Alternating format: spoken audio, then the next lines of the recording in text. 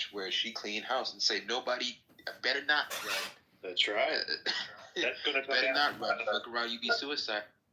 So I've seen this before, and, every decade brings along different, power players, except there have been some, like the Pelosi's and the McConnells, that have been in power for decades, but they're coming to the end. So I'm thinking, like, American politics in another 4 years, 6 years, it's really kind of hard to project because it's new blood in a new world, and Trump will completely change the entire chessboard by the end of his term. So we'll see. But it's big ass shoes to fill. I can understand.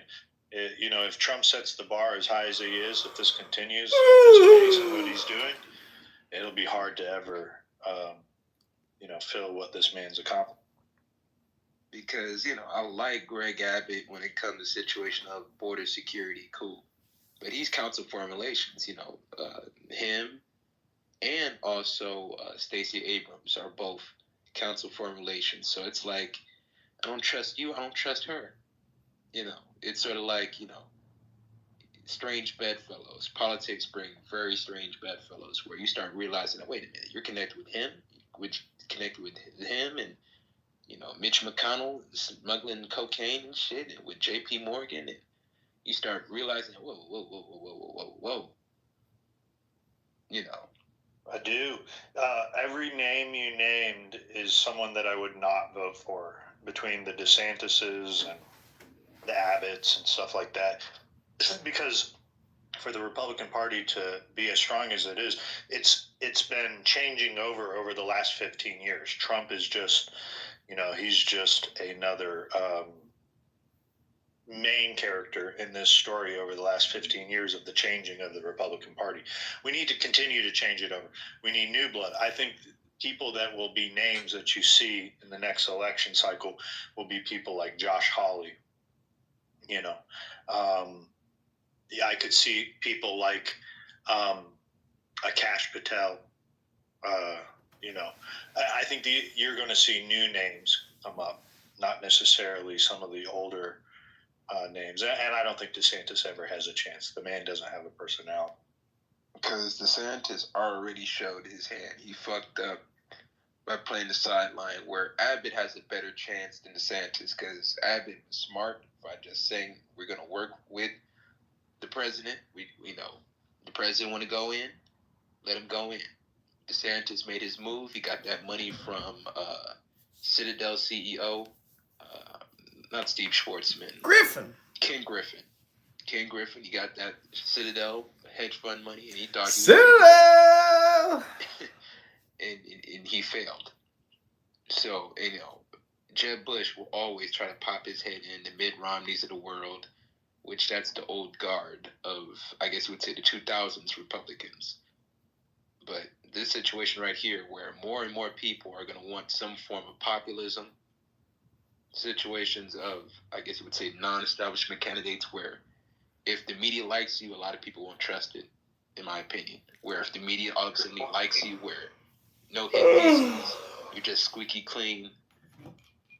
Yeah, that's where the Taylor Swift effect, where we keep seeing you, becomes it. That's a really, really good point. I hadn't thought about that. That in the future, there will be a large block of voters that are skeptical towards any politician that has the support of legacy media outlets. Great point, Sean. Hadn't thought of that. Yeah, because me and my pops both long time Democrats.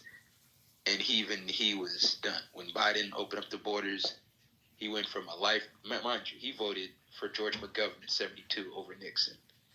So if the Democrats that royally fucked up, where you had a lifetime Democrat, literally said, man, I've been voting for y'all for the past 52 years, I'm not going to do this shit no more. I'm done. Then you have a scenario where you got a real serious problem, where you're going further and further left, and people that may not like Trump, where they just have a situation where they see Trump and they just go irrational, but they turn to the other side and they say, wait a minute, I don't fuck with you either. Where, you got the person that either goes independent, well, not independent, libertarian, Green Party, don't vote, or move out the country. I don't know. You got a segment where necessarily neither one can be able to win it. Because, mind you, Trump is a hate it or love it kind of person where you're either going to like the man or you're just going to despise the man at this point, where most people got their mind made up when it comes to Donald Trump and the scenarios of the faction of, I guess you would say, the MAGA party. But you have that old guard, man, where the old guard say, nah, we gotta put our boy in, where we gotta rig it up. We gotta figure out what's the infrastructure to be able to get our people in play. Like, George W. Bush had Jeb Bush, so that was his infrastructure. So, plus, my guess is there's going to be just a radical amount of new blood that comes in to politics for this next decade, next 15 years. While Silicon Valley, in the terms of the bankers and the oil companies, Silicon Valley would be considered new money for the billionaire club. And you're really going to see Silicon Valley now, rather than being the Democrat Party tried to control them. And I think you'll see them, like Elon's already looking at buying a location to turn into a private club in Washington, D.C. And for his agenda of expanding humanity to, be planetary, he's going to end up trying to use this country as the launching pad for it. I mean, he's got so much investment in it already. So it would set him back so far to go someplace else. So you're going to see Elon Musk and some of these other billionaires that are the new money billionaires, the tech billionaires. They're going to start driving the direction of this country, rather than so much the bankers and the oil companies, especially if they, crypto takes off and offers an alternative to the banking system. So you'll see. I mean, I don't think we can project it, really play it out that far, because Trump was such this historical figure that all the politics before Trump is the old politics. And now post-Trump is going to be a whole new political landscape that we just don't know yet. Because the old Republican guard, like Reaganism, would not work. Would not work in a new frontier in politics. Would not work. Nah. Well, that was over 30. That's 35 years ago, though. So the people that are voting now and in power, you have to think 18-year-olds at 90 in 1990. They're nearly 60 years old. So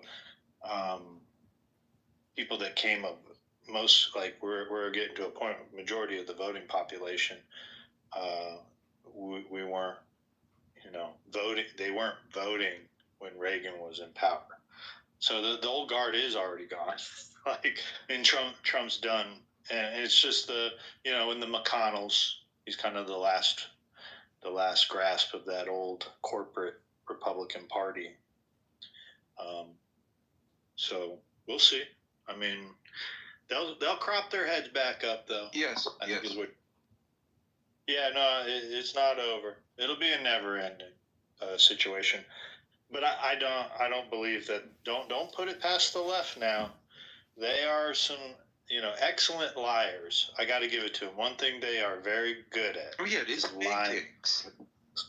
They will say it again. They're the spin kings. Yep, they know how to spin something. Get people all hyperventilating, saying, "See, did you look at this? Did you look at this? Did you look at this?" It's like you research around it. It's like, come on, like, where is the substantial evidence? Where's the situation where the whistleblower that came out and said, "Yes, this did happen"? It's always a scenario where they got sources from anonymous sources. Then when we find out information on them, where a whistleblower is dead, Boeing, it's a big conspiracy theory. All right, we'll switch gears here, James. I mean, the room's dying down. It's gotten slower, and it's just me and Sean talking politics. So go ahead. Speak your thoughts. I want to hear this. What you got on gravity? Oh, I don't mean that. It's just pretty cool that I got Dr. Michio Kaku to endorse my paper and publish it on the Cornell website, the Cornell University website. We do think that we conceptualized and created a new formula that defines what gravity is. It's groundbreaking stuff, Nobel Prize winning stuff that I've accomplished here. I can't wait to see where. That's awesome, man. Congratulations. And I wouldn't publish the formula and put it in the chat if we didn't already put it on the website. It's already published. It's already put up there, copyrighted, time-stamped. So I can put it in the chat here and share it to you guys now because it's not like I won't get credit at this point. I have been time-stamped. Yeah, can you tell it to me like I'm a 5-year-old though? What, just in a simple, what is gravity? Okay, so the fabric of reality itself is actually growing and moving. Right? So it's like with those old Hollywood movies, where they pretend to be running and the background of the movie is moving on rollers and it makes it look like they're running, but they're standing in the same spot. So matter works like that, and the background of reality works like that Hollywood roll, that tape as it moves. So matter isn't actually moving. Gravity isn't actually happening. Reality itself is moving away and around the matter, which gives the appearance that gravity is matter coalescing together, when in fact it is reality moving apart. And we run it through simulations. We do see that it works 100%. Singularities of general relativity, which has always been a paradox, seems to be eliminated. There is no singularity in this formula. It is a new concept. It's amazing. You said 100%. Like, why 100%? There's no guarantee for 100%, so, I'm trying to figure it out. I'm confused what you're saying. He said it was 100%. Come on, if you're gonna say 100%, define 100%. 100% of what? What did I say that at? If I said it in a different way. I was saying 100% did it. David, are you high right now, bro? Some good shit you chiefing on. If you don't believe me, take my formula, give it to ChatGPT, tell it to run a simulation, and it will also confirm it. We have ran it through all the language models. We've ran it through all the simulations that we can at the Cornell University. From what we can see, this formula functions and works. It is groundbreaking stuff. Can this help me on my stock options? Okay, so you can't do it. That's fine. Can this help me on my stock options? Can this help me on real estate when it comes to gravity? It won't help you at all. It'll help me win a Nobel Prize and possibly $1 million prize money. But other than that, it may change the face of physics itself, so that'll be pretty cool. I'm glad you compared it with us, James. Congratulations. Albert Einstein may no longer be held up in regard. He may be seen as wrong if this comes through. So if this does work, again, I'm excited. Theories don't always work out. Formulas sometimes.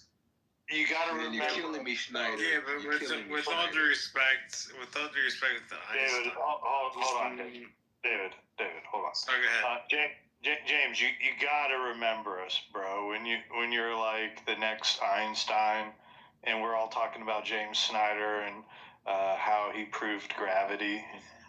You got to come back and say MAGA for us one time, bro. Just I will, because I will be the president of the United States. I plan to do greatness with this fucking brain that I've been given. It's going to be amazing. Oh, that's fantastic, man. I'm rooting for you.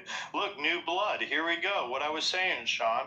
Don't put it past the people that want to save this country to have like a James Snyder rise up. And it's not going to be this old guard. Politics is what we've known it. Is just we're changing eras. Like we're going from one era of politics to this new era after Trump has defeated all of the political enemies in this era. You got to give it to the man. Because he has to deal with the Bushes, the Cheneys, the Reaganites, the government bureaucracy people. Bushes. Nothing wrong with the Bushes, by the way. Government bureaucracies, the situations of the government staff. Because The government is complicated. The government is complicated. Damn. Yeah, I know. He would be cool if, like, we'd let him be drunk and high, but he's got to let people finish talking. Man, Sean, it go must ahead. be that brown liquor, man. It must be that Jack Daniels. But like I said,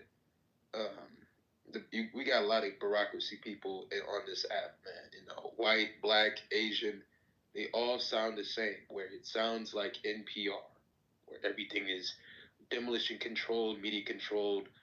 No matter if it was watching CNN, Fox, MSNBC, or MSDNC, it's like, damn, man. You know, we don't have anybody that is in the bureaucracy that pushes back, or do they weed them out? Because, you know, we do need certain departments, but it's a situation where do we have anybody that's looking out for the little man in these departments? Because it seemed like it was tipping off a lot of the ICE raids here in Los Angeles, where Holman had to get on that ass and say, man, you was interfering with police work, where you're tipping off cities and mayors about the situation of ICE raids.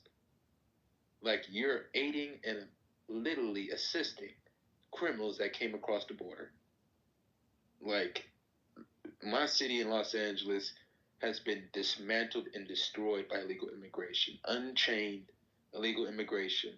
We had literally busted a Chinese dude that was literally trying to move guns from Ontario, California to North Korea. See, that does get brought up every 5 seconds.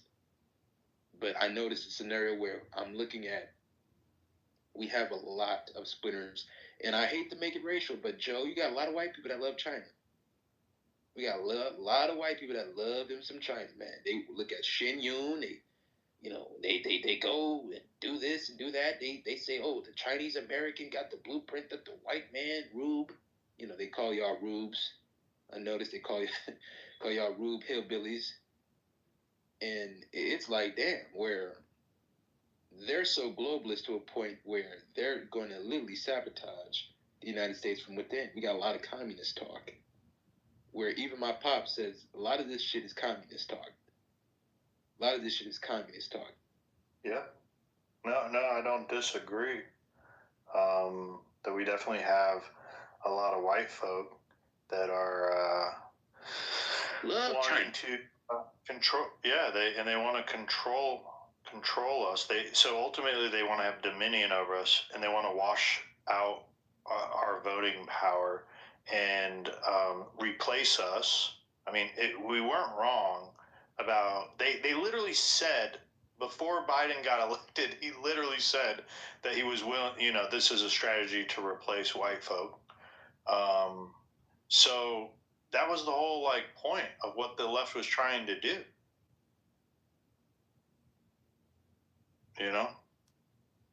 The thing is, they're trying to replace overall Americans, where, if anything, illegal immigration was going to wipe out the black community before anything. We are 50 million in the population. White people are 197 million. Black people get wiped out first. Mind you, black people are siding with the communists, thinking that this is a gotcha moment where we got back at the white man. No. This situation will wipe out the black community within 5 to 10 years and wipe out the original, I guess you would say, the Aryan white man within 20 to 30 years. Simple as that. Yeah, no, you're right. Ultimately, when it was put into effect, though, after they let in all these illegals, where did it affect, the areas the worst? It was actually where Americans that live in some of the larger cities populated, that this illegal immigration has affected. That's why when I would hear people come on this app, one being Marshall Rankin, one of my nemesis on this app, I'm putting that out there. Okay, let everyone know that. He would say, what are we going to do if we don't have our illegal immigrants here to pick schnozberries? Because the cost of schnozberries is going to go up. And, he's one of those same ones that would just want to invite in illegals, even though the ones that do our farming only make up 1% of the amount of illegals in this country. Where the illegals ended up being put was in major cities, and affected all Americans. You're right, Sean, all Americans. Because, like I said, 18 million illegals, them having 3 to 5 children, that's a situation where 56 to 72 million that means that waters down any kind of situations of the black community first. And mind you, 197 million white people. Within 30 years, that situation is going to be over 200 million. 200 million, and mind you, this situation is where essentially the white man and the black man is scenario tethered together. At this point, they are tethered together. They're tethered together. They're tethered together. And this is a scenario where if we had a situation where we have an understanding, Joe, you can have your area, I have my area, you have your guns, I have my guns, you raise your family, I raise my family. But to allow an invasion to come into my neighborhood, your neighborhood, would be insane. It would be morbidly insane.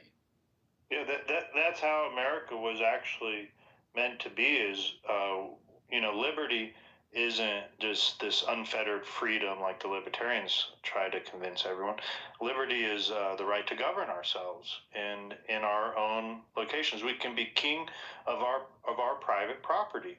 And Sean, you can raise your family and have your pursuit of happiness, which it's your what you've scored over your years, whatever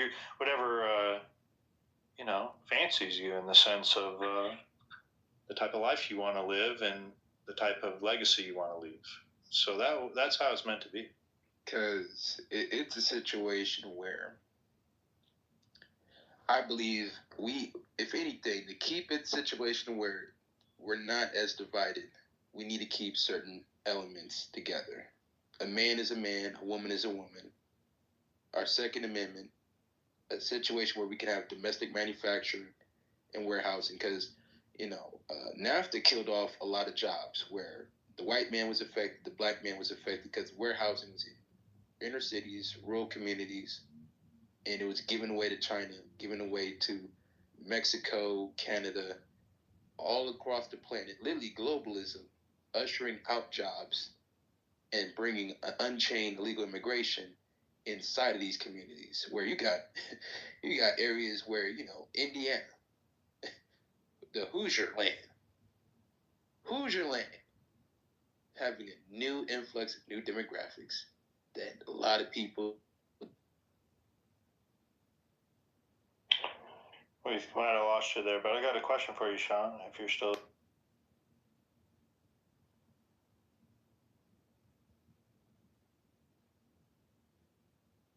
His phone must have died. Globalism doesn't help us at all unless we are a multinational corporation. Simple as that. And most of us, we're just hardworking blue collar people. Let me ask you a question, Sean. Can you hear me? Yes. Yeah, you had mentioned you and your dad being a lifelong Democrat and stuff like that. You mentioned when he kind of drew the line was the illegal immigration under Biden, and I can understand. When did you draw the line? When it? After I voted for Obama, the 2012 area, then I started realizing that, man, only thing this situation was creating was helplessness, where we can't hold them accountable.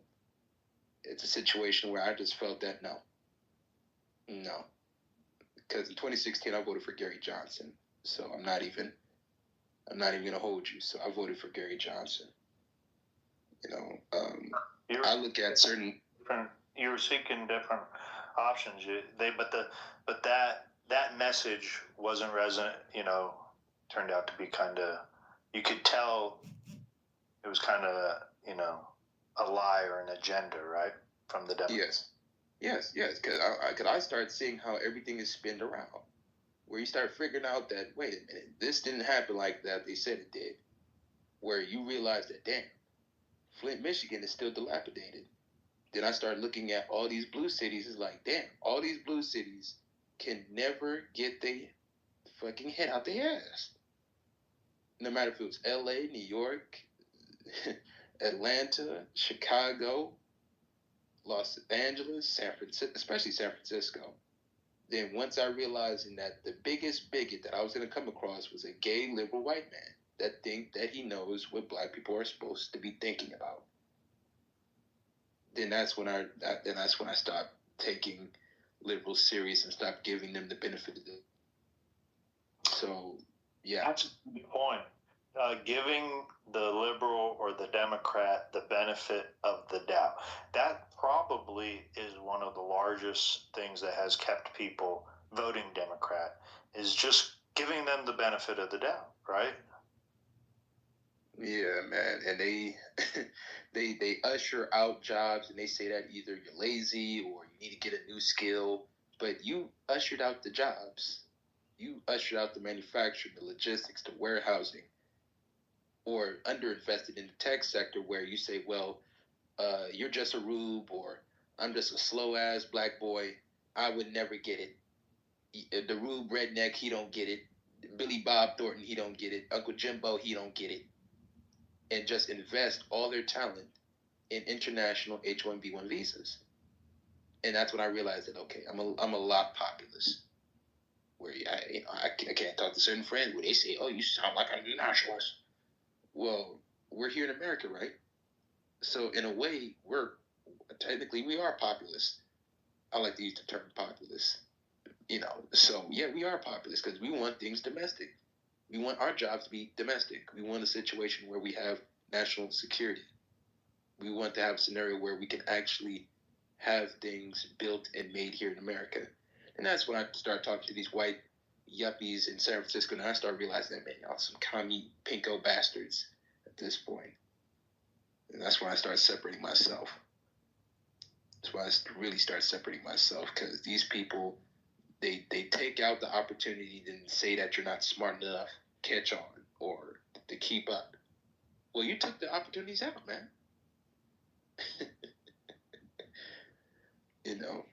That's when I stopped trusting a lot of these commies.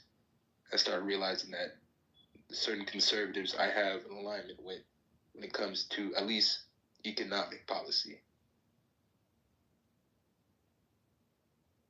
Yeah, you're spot on. What got me thinking, it was like, wasn't it interesting how Trump was able to position himself on some of the most easiest concepts for people to resonate with? Being patriotic, or being concerned about your nation or your nation's borders, defending, women being allowed to have their own space for using the bathroom and sports and things like that. And I think it was almost gifted to him by a party that they just lost complete touch with the common person. Fedo, I saw you were you raising your hand? Did you want to get in? Come on. I just wanted to say hi first, and I just let me know if I can divert the topic a little bit and talk about external politics. No, we just want to talk about American politics, bro. We're Americans. Yeah, American politics. Yeah, America first. Domestic base. Domestic base. You got something about America being first in the world? You got a problem with that? No, I don't have a problem with that, but it's the effect of America first on countries like my country in the Middle East, for example. Yeah. We might be on the same page here, where we don't want America fucking with the Middle East anymore. Is that cool? You like that? Yeah, the best example I'd give is, right, you said that America first would hurt the Middle East. If there's a Middle Eastern company that, say, wants to make shoes, who are they going to sell those shoes to be the successful shoe company they want to be? That is Americans. That is what America first means. That you put our customers first because they are the ones that will benefit your company. So America first is not beneficial to just America. It is beneficial to the entire globe. We'd like to stay out of your politics over there, though. I mean, that's what Americans want, that support Donald Trump, is we want to stop fucking with the Middle East and playing games over there. Yeah, the world's policeman thing is played out. We're on the same page. The world's policeman is starting to be played out. Yeah, at least you need to know what Trump supporters are wanting Trump to do, and we're going to hold him accountable, is that we want America to get out of the politics of the Middle East. We don't want to be in any wars over there with y'all. We want y'all to live on your own and live your own life and handle your own business. We want to keep all the garbage that's been coming from America with all this DEI shit. We want to keep that out of your countries too. No, that's a bunch of bullshit. We know the CIA is a bunch of bullshit. We know that our tax dollars has been getting spent to overthrow y'all's countries and y'all's leaderships. And the people that support Donald Trump want that to stop. That's why we elected Donald Trump. And the situation at hand is the more domestic that America is, the less and less that you start seeing the puppeteering hands of the global world policeman. You know, that's where Poppy Bush in '89, when he went on stage of his, American address, stating that we are the world's policemen. Well, that time is over. That time is over. Where if it ain't the Middle East, it's the continent of Africa. America needs to say it in America. These countries, these continents, these areas need to focus on developing their own. The hidden hand of the globalism of the Clinton foundations need to be gone. And scenarios of actually you cultivating your own economies based off of the natural resource that you have.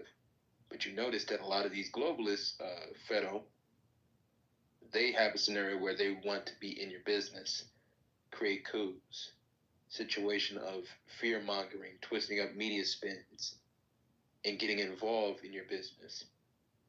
Then that's when they say, oh, America, you're always in our business, you're always in our... No, the globalist is always in your business. You know, the nationalists, the domestic-based policies, the populists here in America, they don't want no business involved. Their business is here in America. And you could call it, because, the globalists like to call it isolationism, where you're just isolating yourself. This isolationist, protectionist policies. Like watching Bloomberg every single day. They're talking about protectionism. But with Biden, and when it comes to any Democratic or Republican globalists, it's a situation of multilateralism, where you got to move laterally in coalitions with global groups and form coalitions and have situations of, global theater.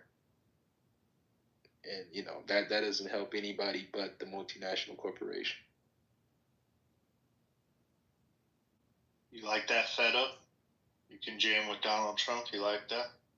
It also undermines our independence, which we fought for in 1776. We fought to separate ourselves from the powers of Europe, for us to be subservient to the powers of Europe, and now take care of their failed empires and the former colonies that they once held. It's a pathetic thing that we have devolved ourselves into. We should restore the Republic and re-find our independence once again. See, I couldn't agree more with you guys. In the Middle East, we like Trump a little bit more than Obama, because I remember Obama, for some reason, I don't understand, he was trying to shove up Islamists everywhere. We had the revolution, and... Well, we are also not fans of Islamists, but hey, just keep your shit over there and we don't really care. Yeah, exactly. We had the revolution in Egypt, and then for some reason Islamists came, and then we removed them. The minute we removed them, and this was to our surprise, we got sanctioned by Obama, and he stopped sending our army weapons and stuff to fight Islamists. We had ISIS. We were not fighting like cute Islamists.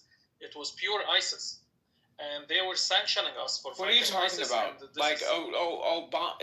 Excuse me. Donald Trump actually put in a ban into place that I personally think that Donald Trump should be expanding through his administration now, in that said ban of certain people from certain countries that, again, were celebrating through streets of, planes flying into buildings. So, again, at the end of the day, okay, I think that there needs to be a certain trajectory of keeping certain people off our U.S. soil. And, that also includes, Somalians and Sudanese. Oh, okay. I'm talking about post 2014. we removed the Islamists from Egypt, and the minute we removed the Islamists, we got sanctioned, and we were not receiving spare parts for Apache. Okay, Fedo, you're not. Stop. Go ahead, Fedo.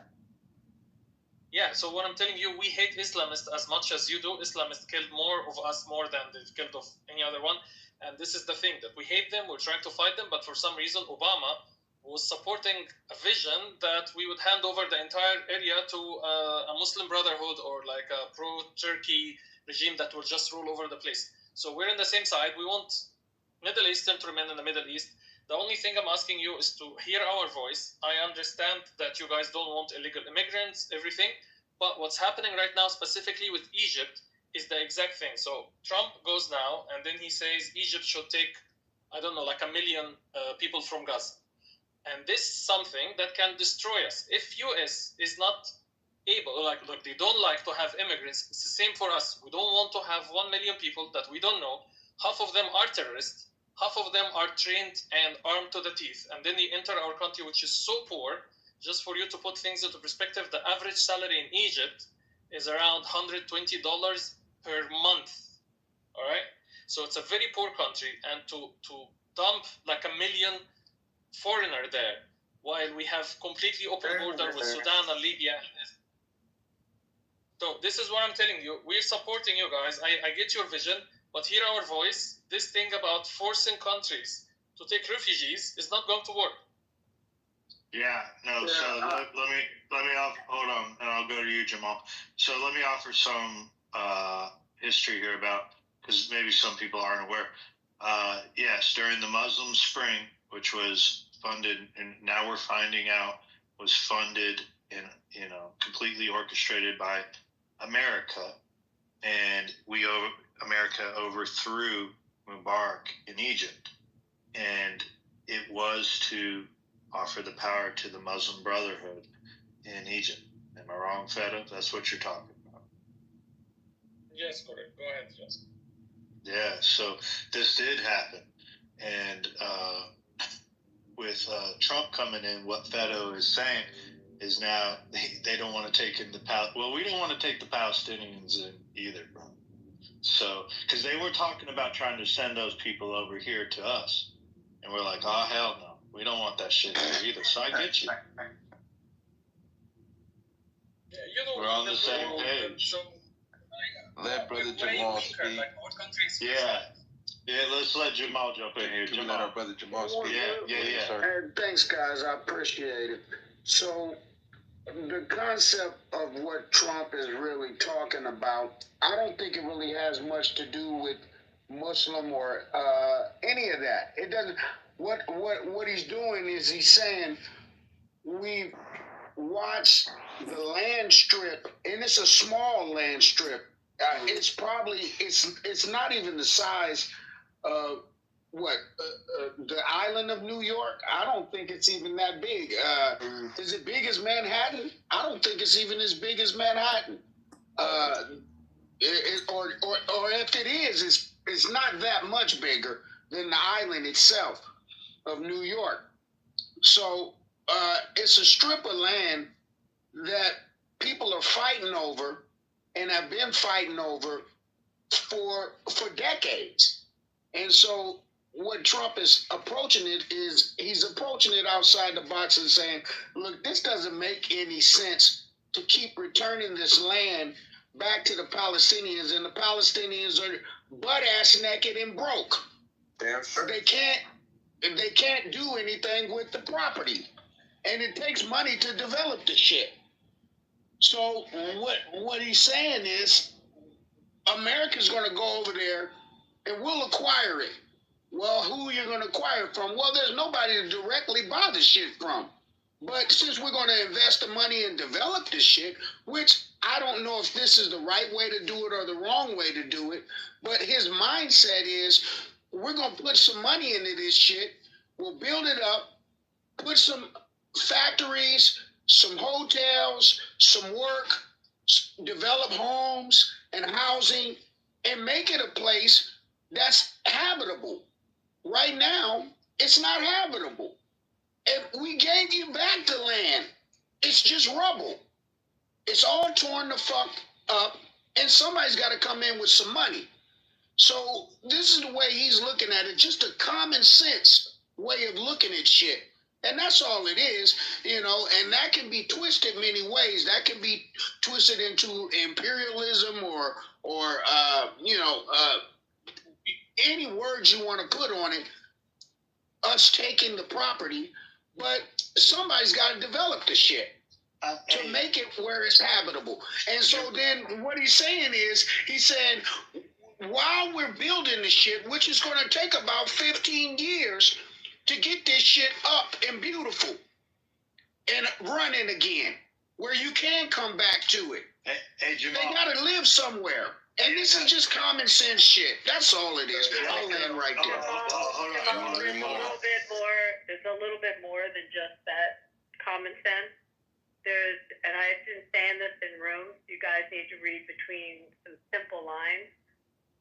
We don't have a naval base in the Eastern Mediterranean, and we also have a reliance on Qatar and Turkey for our military bases in the Middle East. And this administration is not happy with Qatar. It's definitely not happy with Turkey. So if you look at it from a military strategic standpoint for the United States, it makes all the sense in the world to have a naval presence as well as a military presence in the region in the Eastern Mediterranean. Absolutely, an extension of of our country, just like the Philippines or Puerto Rico. It's a U.S. territory, basically, is what we would be acquiring it to be, as a U.S. territory. And so we would have a presence there in the Middle East. And so all of it makes good common sense. But, the reality of it is people are not going to look at it. It's not a lot of people who have common sense. Because common sense will tell you this will fix it. And then once we're over there, now we can have a play in the way things are run and the way people are run. Now the Palestinians, they, from another perspective, say, well, this is our land and you're developing our land. And okay, well, I mean, you don't have any money.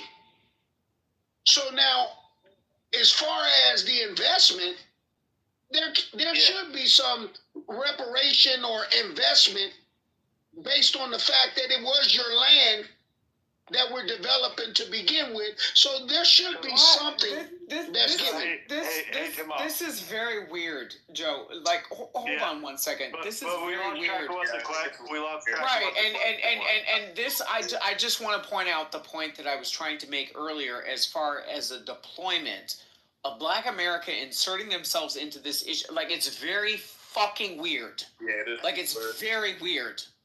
Okay. What's weird about it? It's just common sense. I don't see a fucking issue with that. Jamal, hold on. So, okay, let's not lose track of what the question was. I think Abby has a really clever point, and Jamal, but the question is, what do you do with the Palestinians right now? Like, no one wants to take them in. Feddo's from Egypt. He said, hold on, I'm reframing where we're at in the conversation. Feddo's from Egypt. He's like, we don't want the Palestinians. Look, they were trying to put that stuff on us when the war started up, that they wanted America to take the Palestinians in. We don't want those people over here neither. So what do you do with the Palestinians? That's the question. Where do you put? I mean, the bigger question is, does go ahead, Jeff. Be very clear. There's a difference between the people that live in Judea and Samaria, or what some call the West Bank, and the people that live in Gaza. They're different. Their cultures are different. And the Gazans have had wars before with the Egyptians, and the Egyptians have had issues with it. So you can see the pushback on why that border was sealed off from Egypt. But when you talk about them, they're Gazans. But Abby, one of the things that really pisses me off about this whole entire conversation is, again, why is it that certain said voices continue to insert themselves into this conversation? Does Black America have an anti-Semitism problem? Like, does Black America have an anti-Semitism problem where they can't help but get their itch off of inserting their fucking opinions into this conversation for their own grievances against some shit that they've been brainwashed to believe in fucking America. Because quite frankly, it's crazy to me to hear so many fucking voices that are not actually invested in this towards actual American interest. I think we do. When you're looking at business, and I'm gonna just say this: we're looking at. You got to look at things from a square business perspective, and this is the way that he's approaching this. It's just common sense business. I mean, something has to happen. As far as the 2 million people are concerned, they can be absorbed anywhere. They can be absorbed into the United States. We have the room for them if we had to bring them here. But the reality, but here's the thing. Here's the reality of it. The reality is, here in this country, it's racist. And so, do they really want to be here? We know that they're racist here in this country. We're dealing with racist white people all over the United States right now. So maybe that's not the best place for them to be absorbed into a region around them and countries around them. That probably is a better move. And the reality of it is, to do the construction work, they're going to have to be absorbed somewhere, and I'm sure it's going to be within those 3 or 4 states around them. And that's what it is. Because we're dealing with white racists right here in America. We're having a conversation. This is from an African American black queen. Hold on. Look, Fedo, though, he's from Egypt, and he says we don't want the Palestinians either. Okay, so what do we do with them? Well, where do we put them? We put them in an oven. Damn straight. Oh, no, do some Can I add something, guys? Get Jordan to do it or something? Put them in the oven. Okay. Can we get Jordan to do this? Hey, put them in the oven, bro. Just like they did with the Native Americans. Who's saying that needs to, like... Yeah. He can get the fuck out. Disgusting. He can literally get the fuck out. All right, yeah, Blocked. Okay, I have honest. Piece of shit. You're literally a piece of shit. All right, go ahead. Let Queen speak. New voices. Come on. Go ahead, Queen. Hello. So I've been listening. It's very entertaining, and honestly, I just wanted to say this. I feel as if even on both sides, when it comes to what we're gonna do with them, or where America's responsibility stands, obviously at the end of the day, it's all full of shit, and it's all alliance. What we're gonna do with them, I feel like we've already been doing what's been happening. We're not focusing on these are the immigration threats like the Mexicans or whatever. They're already over here. They already have a lot of support, because if it was that tiny, regardless, just like Hawaii or Puerto Rico or New Orleans or anything, the new LA, with the LA fires, wherever you're trying to repopulate it, a lot of people are going to say, this land is my land. And, that, continuous battle going to go back and forth. But they already have a land, regardless of who own it. It depends on how much support they have. And they definitely have a lot of people who's going to do more than a GoFundMe. I just think it's all of alliance. Thank you, Queen. Appreciate it. I know, Peter, you've been trying to get in. Can you go ahead? Go ahead, Peter. At least you said you wanted to. I don't know if you want to do it now, but yeah. Yeah, I don't really have much to add anymore, but I've been just listening, and it's been pretty good hearing everyone's opinions on this.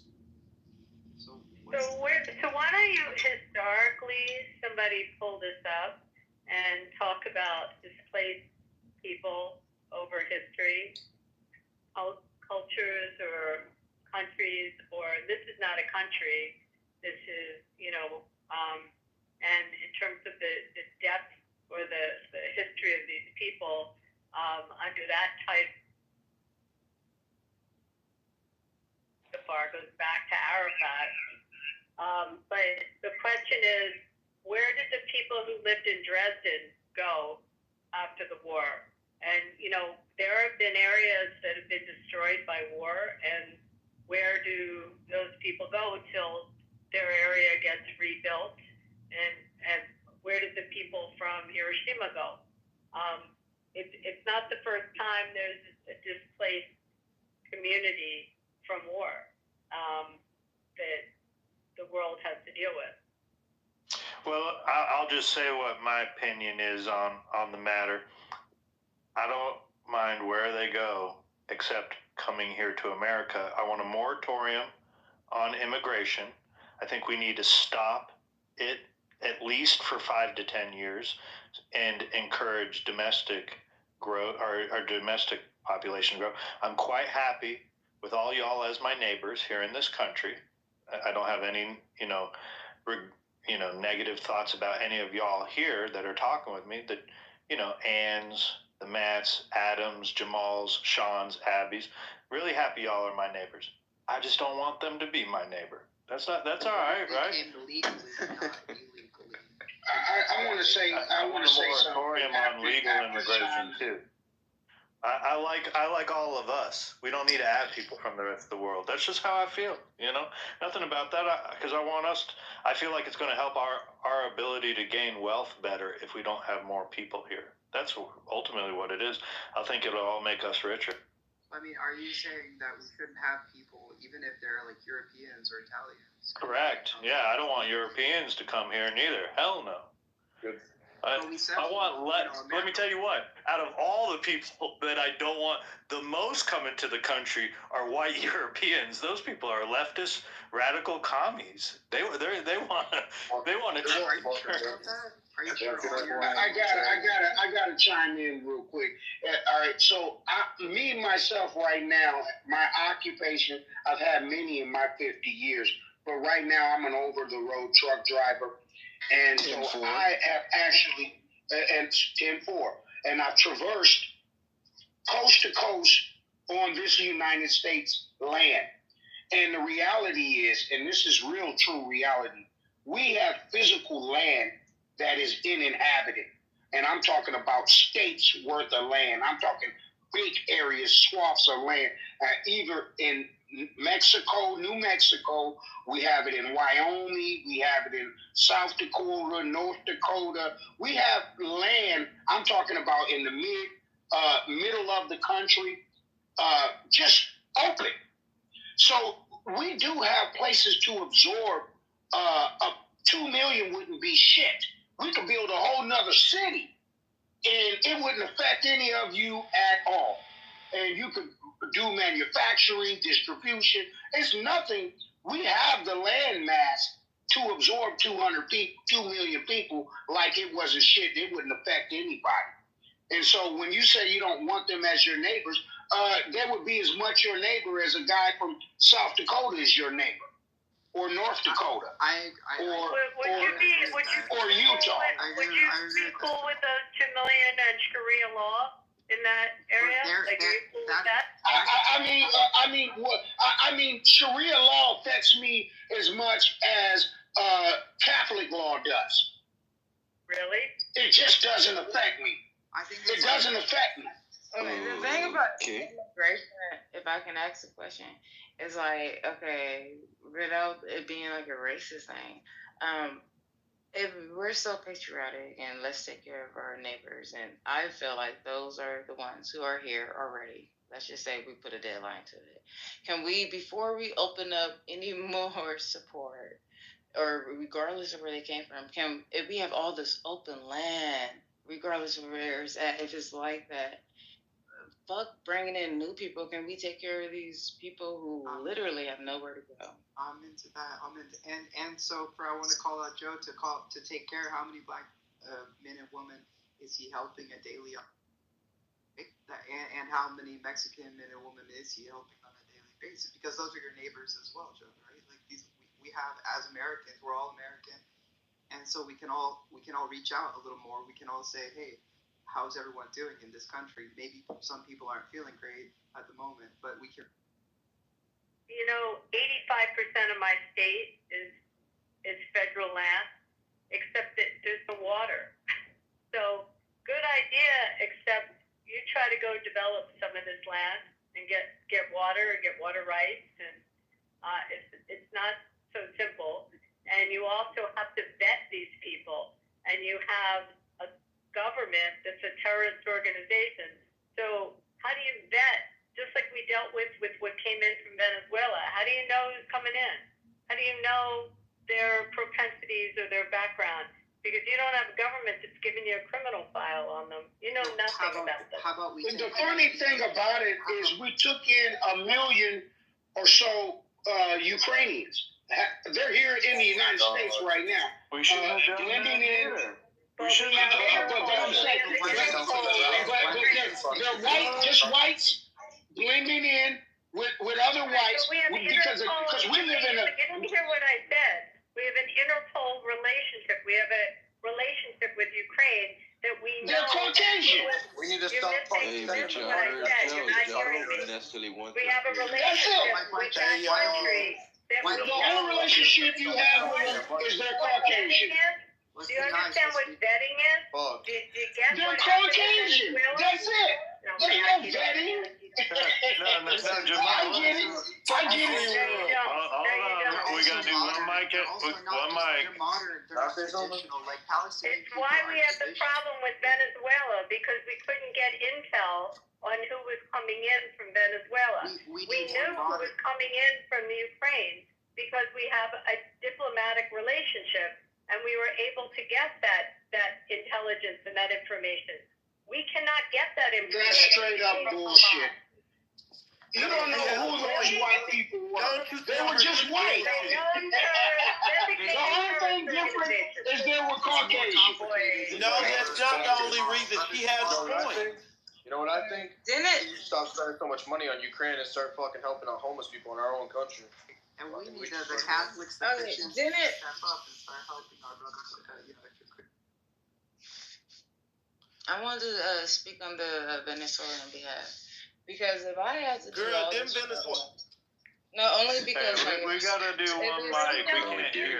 Here comes the king. Are you guys not hearing it? if something This is murderers that came in, and we had no clue that they were murderers because we don't have a diplomatic relationship. Do you not understand that part?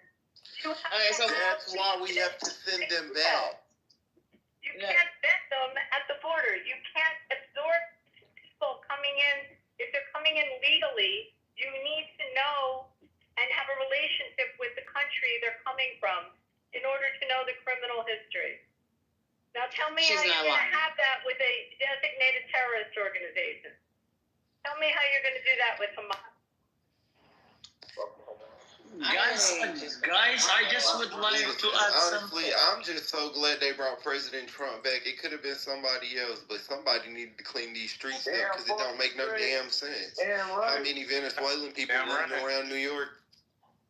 Fucking Shit, just imagine LA out here, nigga. Well said. So I just wanted to go back on the Venezuelan thing. If you did whatever it took to risk your life to get here, only because you literally know the law more than Americans who know about the Venezuelans. And you broke the law coming in here illegally. No, they didn't break the law. Hold on. Oh dear. Hold on. You did Hold break on. the law. Hold on. You came here Listen, illegally. hold on. I just want to say, because it's a difference when there's like a treaty deal, or if you make it to America and they ask where you came from. When it comes to Venezuela, when Trump made that big ordeal, it really was to bring attention on what happened in Venezuela.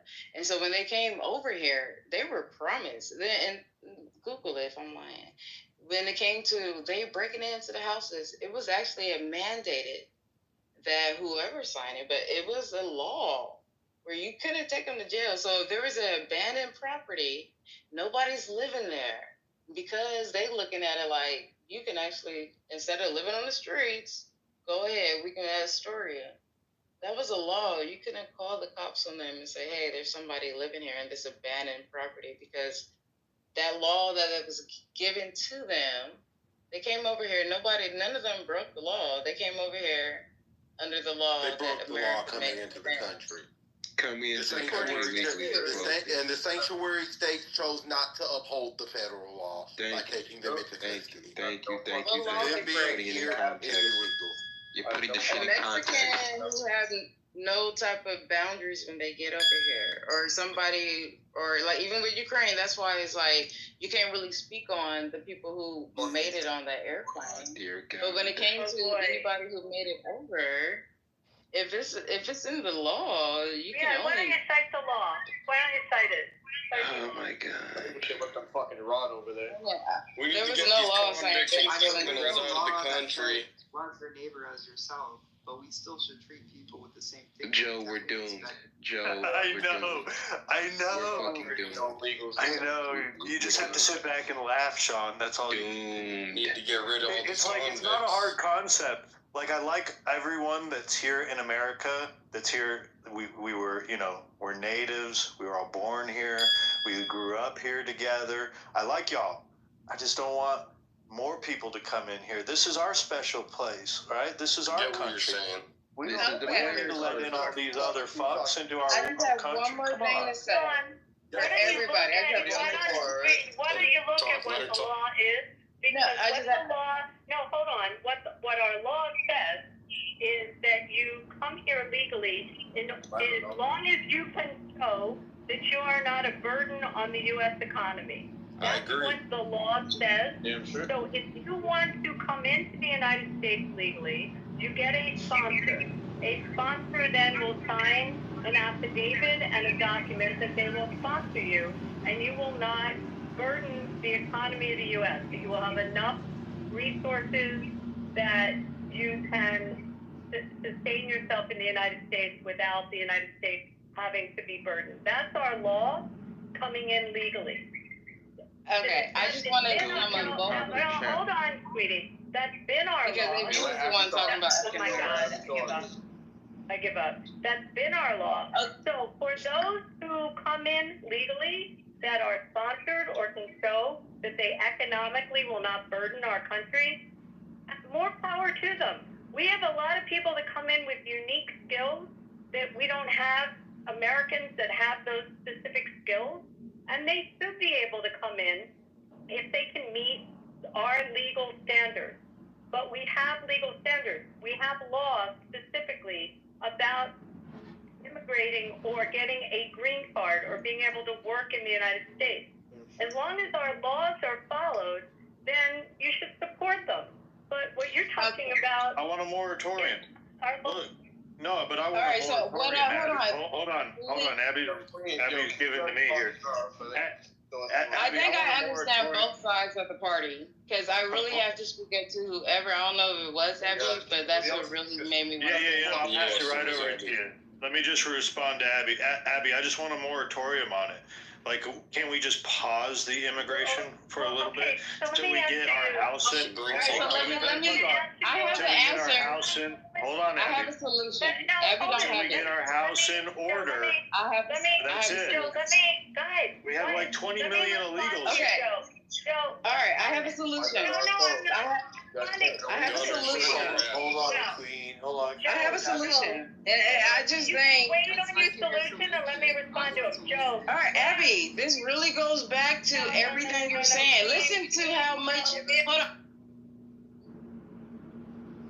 We're gonna let Abby finish.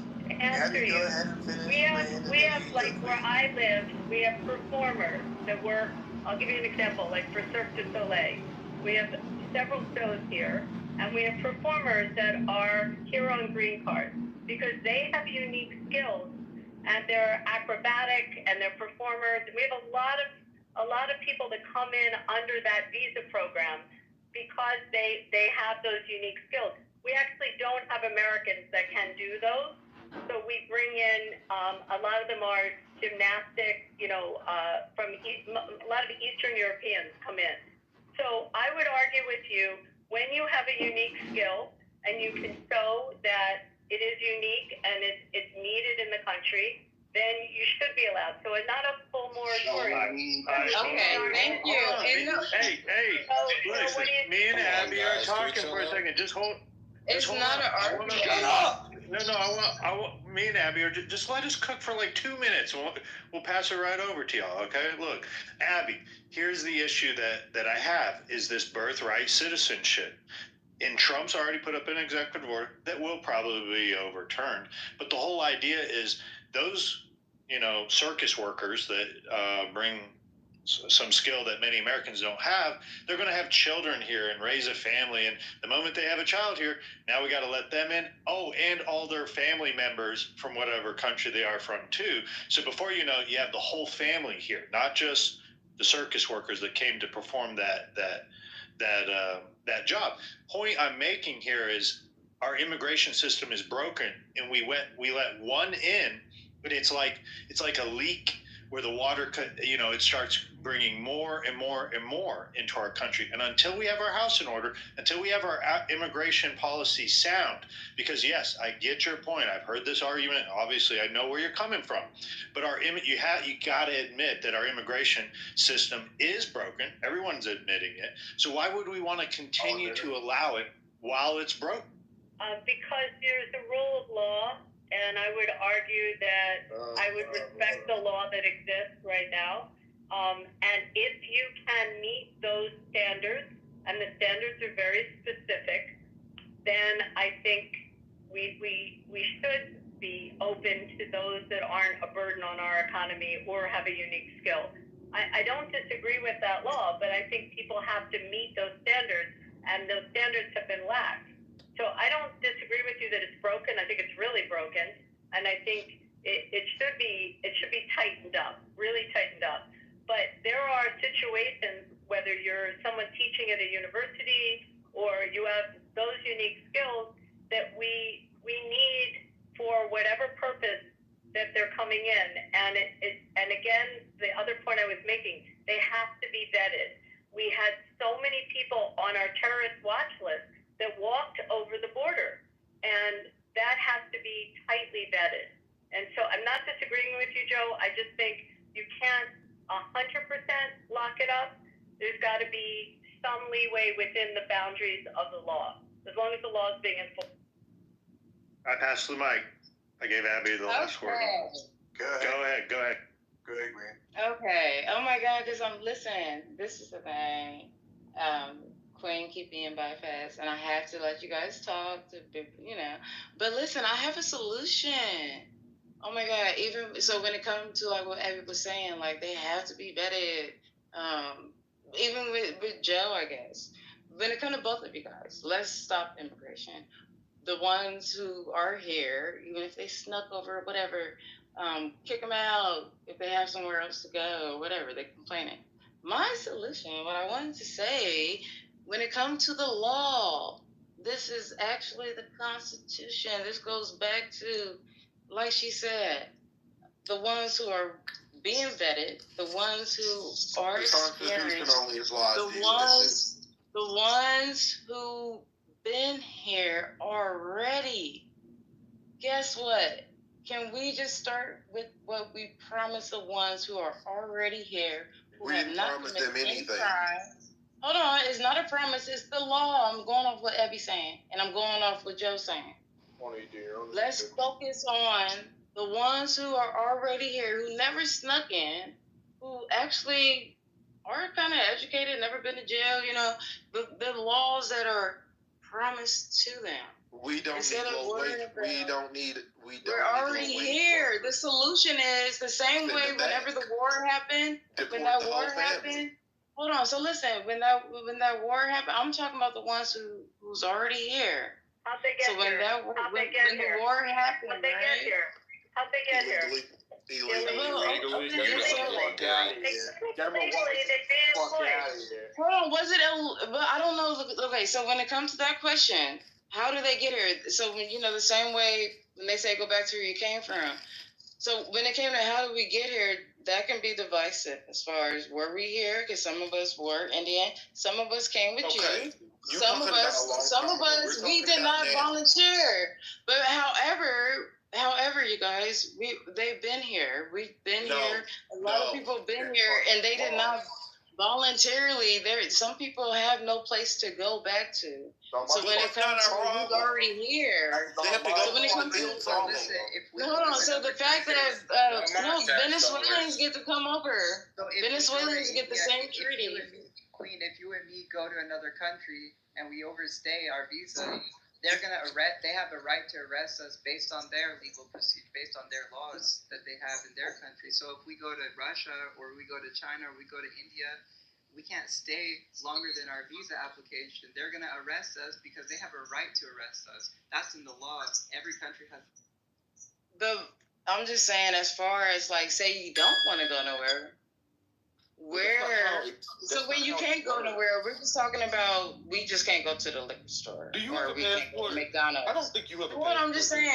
No, I'm just saying as far I'm just saying as far as within our states. So I hear one person saying, "Hey, we gotta make sure our neighbors. You're our neighbor. Like you guys should fight with us." I feel like we've proven that. In every single war, I feel like we've done that. We help out all these other countries after we've been enslaved. And I don't know how we got here, who was where, whatever, but I just know we've been here and we've been helping out everybody else down to Venezuela, Ukraine, whatever country. We're not immigrants. We don't have nowhere else to go back to. We are here. We did proven over and over and over how resourceful we are to this country. All I'm saying is, I think she forgot that she was an American. What is she talking about? Somewhere along the lines, I really think you don't know that you're an American. Gunner, shut the fuck up! One voice. Let's go to somebody new. I think, Keith, you've been trying to jump in there. Go ahead and say something. Go ahead. No, I just don't think she remembered that she was an American. I think she just this is definitely a fact. Somewhere along the line. Because how did we get here? You guys don't have a place to go. Like, respectfully, how did we get here? We're all naturalized citizens. I think she's trying to relate back to an era before she was born. Well, we're talking about 2021. The illegals that came here in 2021, that border hop. Like pre-Civil War, 1812. But that is protected under the law. Like, the birthright citizenship that Trump is talking about is 2021 to future years. Like, why we're going to a backdated situation when that was not what the president interpreted. We're talking about 2021. Okay, the president interpreted and what he's going back off of, and it's still in the Constitution down up today, when they made that Northwest Territory. And they made that. We're talking about a time period. If you look at all those flags, 1776, MAGA. You done went 8 generations back. You know there used to be 13 I'm just saying whatever. Regardless of whatever. No, hold on. Whatever era you want to go back to, I'm just saying, as far as taking care of the immigrants, let's take care of the people who's willing to fight. We have nowhere to go. This is our property. Let's take care of our home. Like, you are my neighbor. That's why I was saying they both go back. So we compare the law and my neighbor. My family came in generations ago legally. They came in through Ellis Island, and they came in legally. There's a big difference. These people my family are here My family legally. was here they before broke the country. federal law. They broke federal law. Are you not understanding that point? Are you understanding? No, you don't. Hold on, no. Are you understanding? No. The reason why I know what I'm saying, is because my family came here legally too, boo-boo. And so we came here, we were not slaves. And that's why when it comes to like educating, it's not about, illegally. My point is, Hey, why don't you RJ, my brother RJ in the room, because he will never get a chance to speak. Hello, RJ. Brother RJ, you here? Yes, sir. Yeah, I want to hear RJ. Go ahead, RJ. Sick of hearing Queen and fucking man. Like I said, I think Trump is doing the Lord's work. Damn straight. And we should all get down with the program, get that bread. You know what I mean? And stop being so scared, man. Like, I support anybody that's going out. Just another manipulated ass pussy. Well, yeah. And I guarantee you, who keeps Gunner, drop the location. I'm gonna send you some chewing gum. Drop the location. So check this out. Yeah. So I'm gonna make it real quick, guys. I got you. I'm gonna make it real quick, guys. I think that it's honorable for any president or any politician or government official to go out and do an audit of people that have been losing trillions of dollars for decades. And, if they want to cut wasteful spending, roll back programs that aren't efficient, and actually doing what they say that they're going to do and saving us money and exchanging income tax for tariff tax and mutually taxing other countries and coming up with creative solutions outside of war to come to the table with negotiating skills that brings in new manufacturing goods and services and promoting American products first around the world, because we do make a lot of PPE and dental equipment and things like that the world actually fucking needs. You know what I mean? And we have a lot of resources here at home to make us nepotists. But because we've been so reliant on other countries and enduring their tariff taxes while giving them a free pass for anything under $800, the de minimis rule 201, I think it's a fair cooperation. And guys, don't get mad at me. As far as the Palestinian thing, him owning that, it sounds like a great business plan too, because obviously those two countries can't come to terms. And he's saying, hey, we'll negotiate peace and ease you guys out of the whole situation. America's going to own it because we've already invested into, destroying it under the last administration. So guys, go over here. We'll put you up while, we built this shit up. We built this shit up. You can come back. Nobody's going to keep you from coming back. But Israel, you're not going to give them a fair run. And you guys, you don't want to let Israel be there. So we'll just take it over. And then maybe you can buy it back for us in the future. I think everything that he's done is very comprehensive. It's exactly what he said that he would do, and I can do nothing but respect it. He's on track to be the best president in my generation I've ever seen. I'm 44, so fucking damn right. Salute to that. Not too much on Teflon Donnie out there, guys. Good shit. Donnie J. Why didn't we let Cypher talk earlier? Yeah, I like hearing more The fear Cypher. I have is that there's too much money going to the like a lot of rich people, Sam Altman, other people who have a lot of money invested. So that's one thing that worries me. Yeah, Let me ask Brandy. Brandy, more so than the billions of dollars that has just been revealed, that has been getting laundered to non-governmental organizations to advance the Democrats and the leftist agenda here in America and throughout the world. So you're more concerned about Sam Altman getting a publicly, told to us that we're going to get behind this AI race, but you're not more concerned about in the night that they were laundering billions of dollars out of our country. Either or. I don't think it's either or question. Are you worried about that then? What about the $1 billion we're sending to Ukraine for no fucking reason? To get their shit wrong. Yeah, Brandy, are you worried about the billions of dollars of corruption being, wasted and laundered? My question is. No, I'm the one asking the question, Brandy. Maybe you don't understand what I'm saying. Brandy, shut the fuck up. I'm asking you the question. Are you concerned with the billions of dollars that the Democrats have been laundering and Republicans have been laundering out of our country and stealing our tax dollars? Does that concern you? I'm concerned with the uniparty, the idea that there's one party, and that they can just pay money to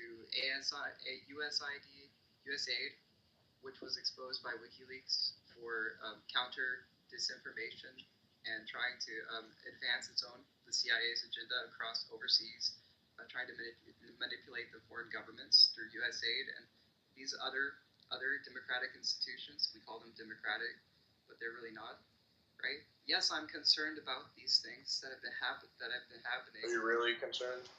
Absolutely. But I think the question is, for every concern, we have to find a solution. So we can't just always talk about the problem. We have to actually address it by advancing our own path forward. And I think that's something that Elon is advancing, is solutions on that level. So I'm not here to discuss that necessarily, but yeah.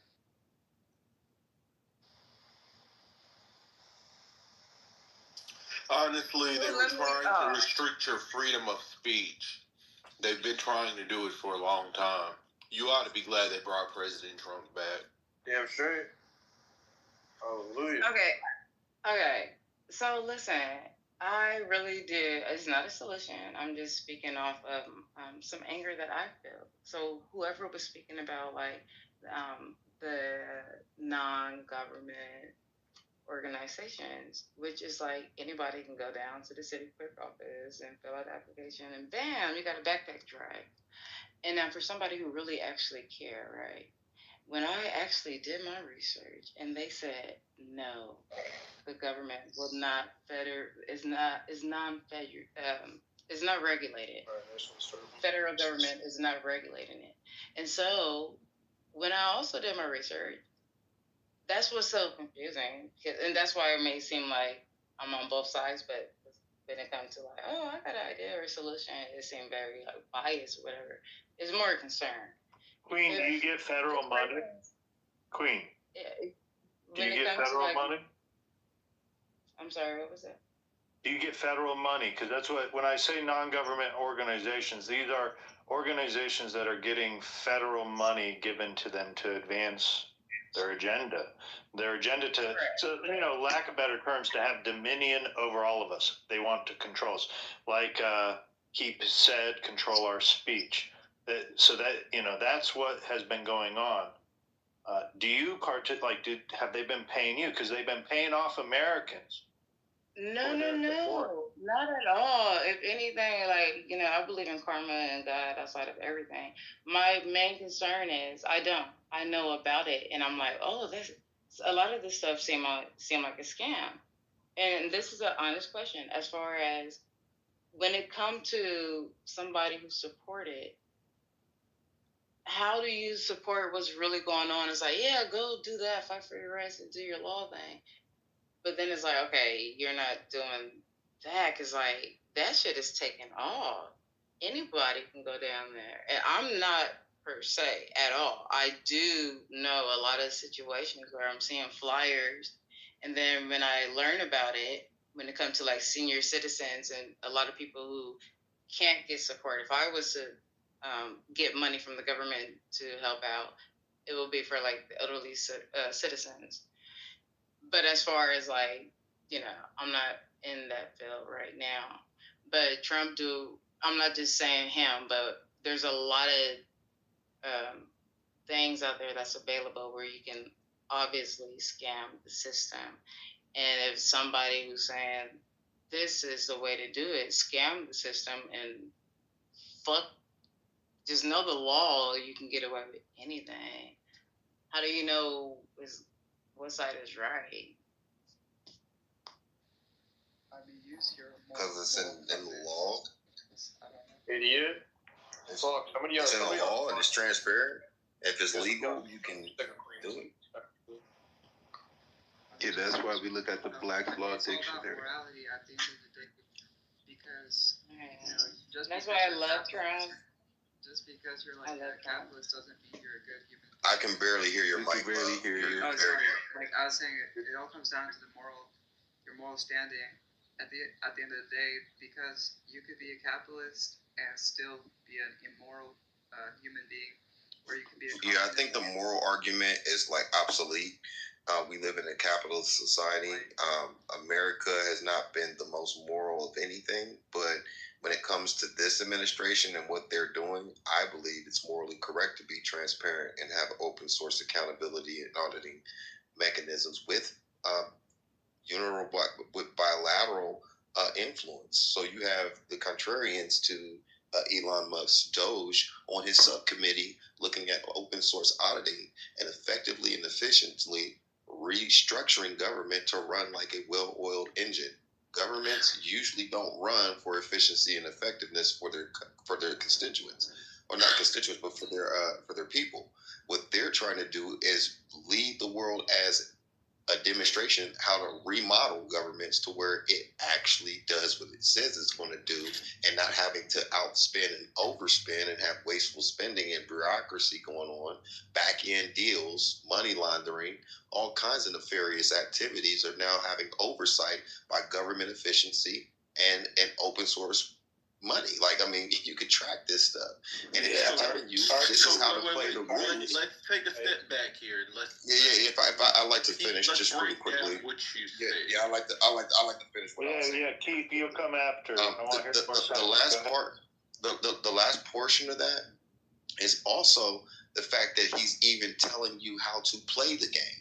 So even in terms of, we're not going to gatekeep the rules. We want you to follow the rules and take advantage of these things. That's empowerment, right? And it's America first.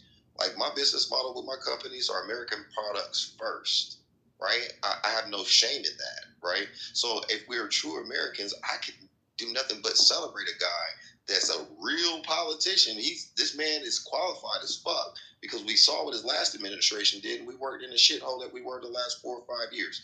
He has a better pathway for it. He knows he's working on borrowed time because he has 2 years to work with before the climate changes in the houses, in the Senate, in the House of Representatives. He's only going to probably have this last term to get it right. So he's not fucking around with people. And I think that we should put more respect on that man's name and have more appreciation for what he's doing, and sit back and watch. He hasn't been in office 30 days yet. Let's sit back and watch what he does. Hey, Cypher, thank you for buying American products. That's a very cool thing. Yeah, that is pretty good. We have to respect the other Americans. Keep was next. Hold on, Brandy. Hold on. Keep, go ahead, and then Brandy. And then I want to go after Brandy, but go ahead, Keep. Well, I'll say this, as an auditor, that the audits can't be automatic. But what we have to do is we have to look at where the transactions are going. And in a normal world, stopping a transaction would require many steps after the audit is done. I think that Doge is just kind of eliminating that audit step, that assessment step, and just completely shutting it down, which I completely agree with. Go ahead, Brandy. Yeah, I mean, I like your idea. I like what you're saying, but some Americans, Democrats, would say that there need to be some mechanisms, and I know a lot of conservatives don't like the idea of any mechanisms in government, and they want a different kind of way to run this country. But I think we should have the American flag. I think we should have schools that have the American flag, kind of educating people about American history. And I do think that Black history should be taught also, because Black people are Americans, obviously. And I do think we should teach efficiency in our schools. We should teach governmental efficiency in all levels, right? In every level of society, like, we should teach. And I think that we just need better leaders, great leaders, like whether Republican or Democrat. We need to stop bickering between each other, because that's how we divide each other, and China or whoever gets ahead, because we're not working together. We're not making the plan that we need to make our country effective at all levels. At all levels, we need the best of the best at every level of government, just like Elon Musk. Somebody who has obvious competence, and I'm not sure about character, but at least he's competent, right? Which is a good thing in government, because there's so many bureaucrats that have zero competence, right, these days. So I'm ready to see how we can actually become more competent as a nation, and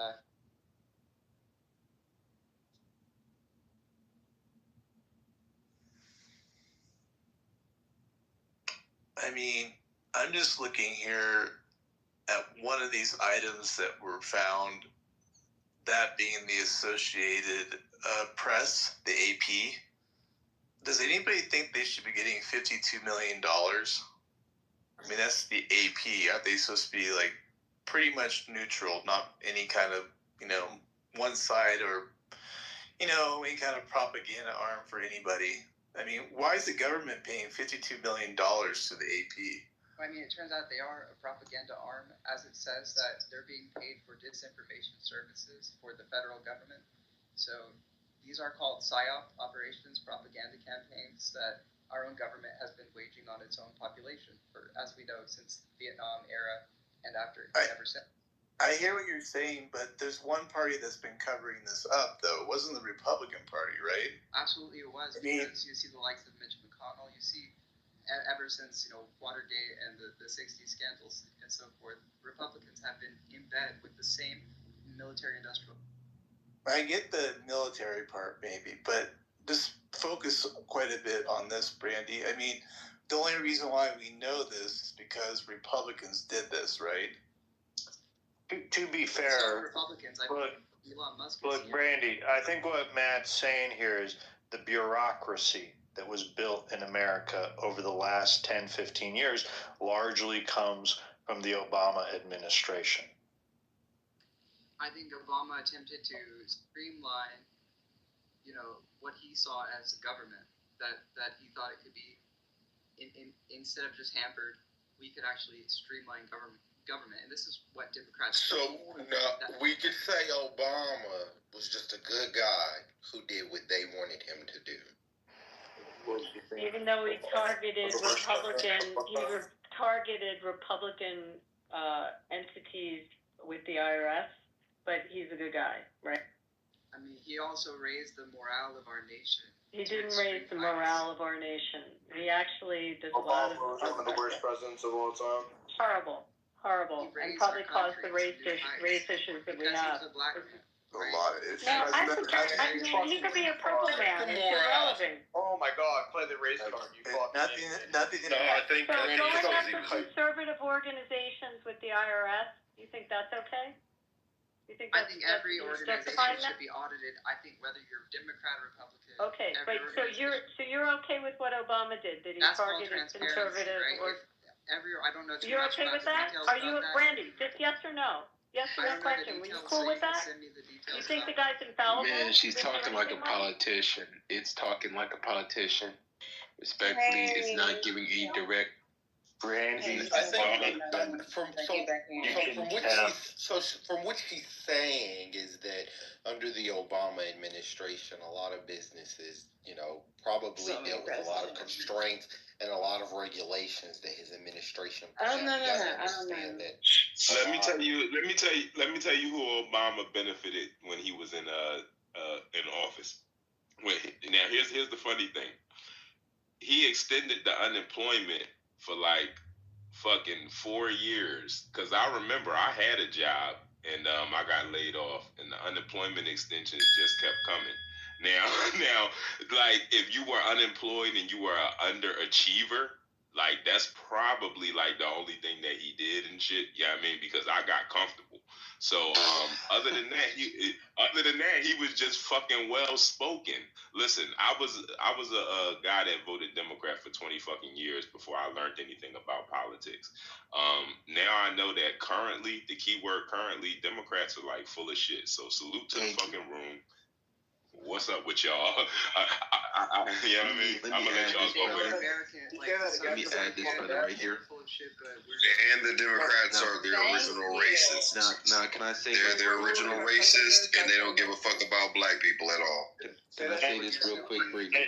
Hey, man, hold on, real quick. I want to jump here. Look, and then I want to pass it over to Sean. Sean, you made just a little sidebar here. Sean made the comment earlier that in the future, people will not trust politicians that are propped up by the media. Well, as I was like, oh man, that's right. We're at that point. But now that I'm listening to Brandy, it's the same thing. I'm not going to trust people that speak like Brandy's, because you can just tell they're just lying to us now to prop up this agenda. They 20 million short, dog. They 20 million short. Hold on, I didn't mean to cut nobody off, but listen, I just got in the room. They 20 million short. All right, so this like the media got they base of people that they gonna indoctrinate. That's already stamped. So you got black people, you got white leftists, you got black leftists, all of that shit. These motherfuckers is short 20 million. They need 20 million fucking people. Yeah. That's why they fucking lost. They short 20 million. Funny as hell. You said they got a base of Negroes that they got locked in already. No, you can't. Listen.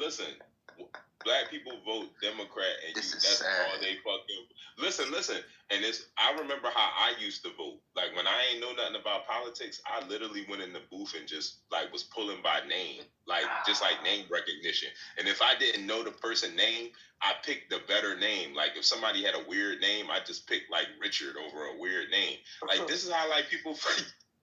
Oh my God! Now can I say this real quick?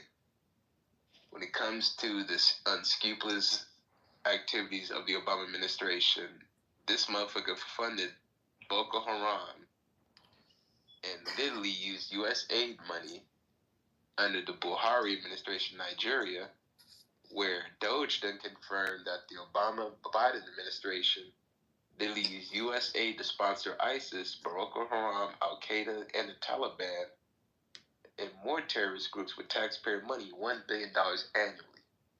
So you're telling me that the situation of the war on terror that was extended with the Obama-Biden administration was literally used $1 billion, where it trampled the continent of Africa, trampled the situation in the Middle East, and literally destroyed a lot of lives.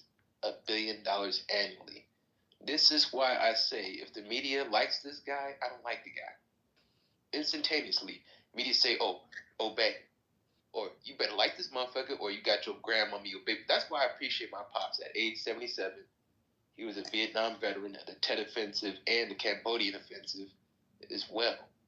In Vietnam, literally said that, man, I done got off the Democratic train. I don't trust these motherfuckers. When I look at the news, I know it's a spin.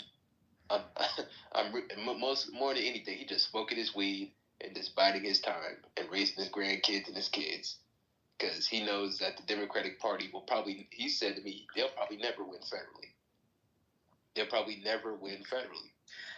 Okay, hey, so salute to real. your dad, man. Salute to your dad in the service, bro. Thank you.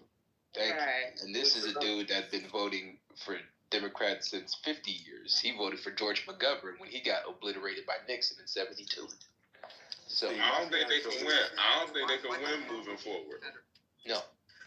My parents are some of the most hardworking people, the most American people that you can think of. They're not highly educated people. They're just people that get up and go to work. And I think that they've noticed the cost of living increase over such short period of time that for them it was only made sense to, vote for former President Trump. I'm telling you, man, like my pops, he was a diehard Democrat. He didn't like, well, I wouldn't say he's a diehard Democrat. He was more conservative than he really carried on. Cause he didn't like none of the agendas, the pronouns. He didn't care for open borders. He didn't care for. Then when he started making even more money, he started realizing that, wait a minute, I'm voting against my best interests. What? Bring them capital gains taxes down. Figure out what's going on when it comes to the bonus depreciation, when it comes to the equipment that I write off. Then he realized and read some of the Trump Tax Cuts and Jobs Act, realized that, wait a minute, this helps my real estate operation. Hold on. Let me look at it a little more closely. Then when the situation of Joe botching the situation of Afghanistan, as ex-military, he said this is unacceptable. Within 8 months of Biden's term, he realized that, man, I done fucked up. 6 to 8 months, he didn't realize, man, I done fucked up. Who the fuck is this dude? Then he realized that the media was just covering Joe Biden, weekend at Bernie's, covering for Biden, not showing him closely, maybe show maybe one or two words before he starts stumbling and fumbling.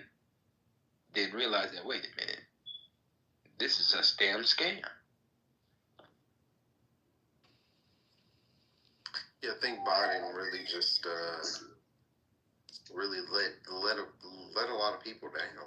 It was where you couldn't bang Joe Biden tough. Like, see how we banged Trump tough? They don't have nobody else. They don't have nobody else. Like that, they had to use Biden because Biden was associated with Obama. That's it. They I'm not even being biased, yo. They really don't fucking have nobody. Not nobody on the large. But the thing is, they couldn't bang Biden. Like, you couldn't have nobody irrationally say, yeah, I fuck with Joe Biden. But you got people say, man, I fuck with Donald Trump. But When you look at what they did to President Trump when he left office, I mean, people said that it was unprecedented, in modern times. It was really the main reason so many people wanted to see him through this because, I don't think that that's how things are supposed to work. You got people defending failed departments, man. And especially if they cancel. But if you have nowhere to go, and the Atlanta woman did was a reach. I don't even know how it stayed in their court system that long. They have a very interesting court system. Okay, so now that we know Obama wasn't shit, let's just say 90% of Americans feel that way, black or whatever. Okay, whoop-de-fucking-do. Like, okay, we get it. Biden, whoop-de-doo. We can still talk about Kamala. We're just going to skip past what Trump did, but he's here now.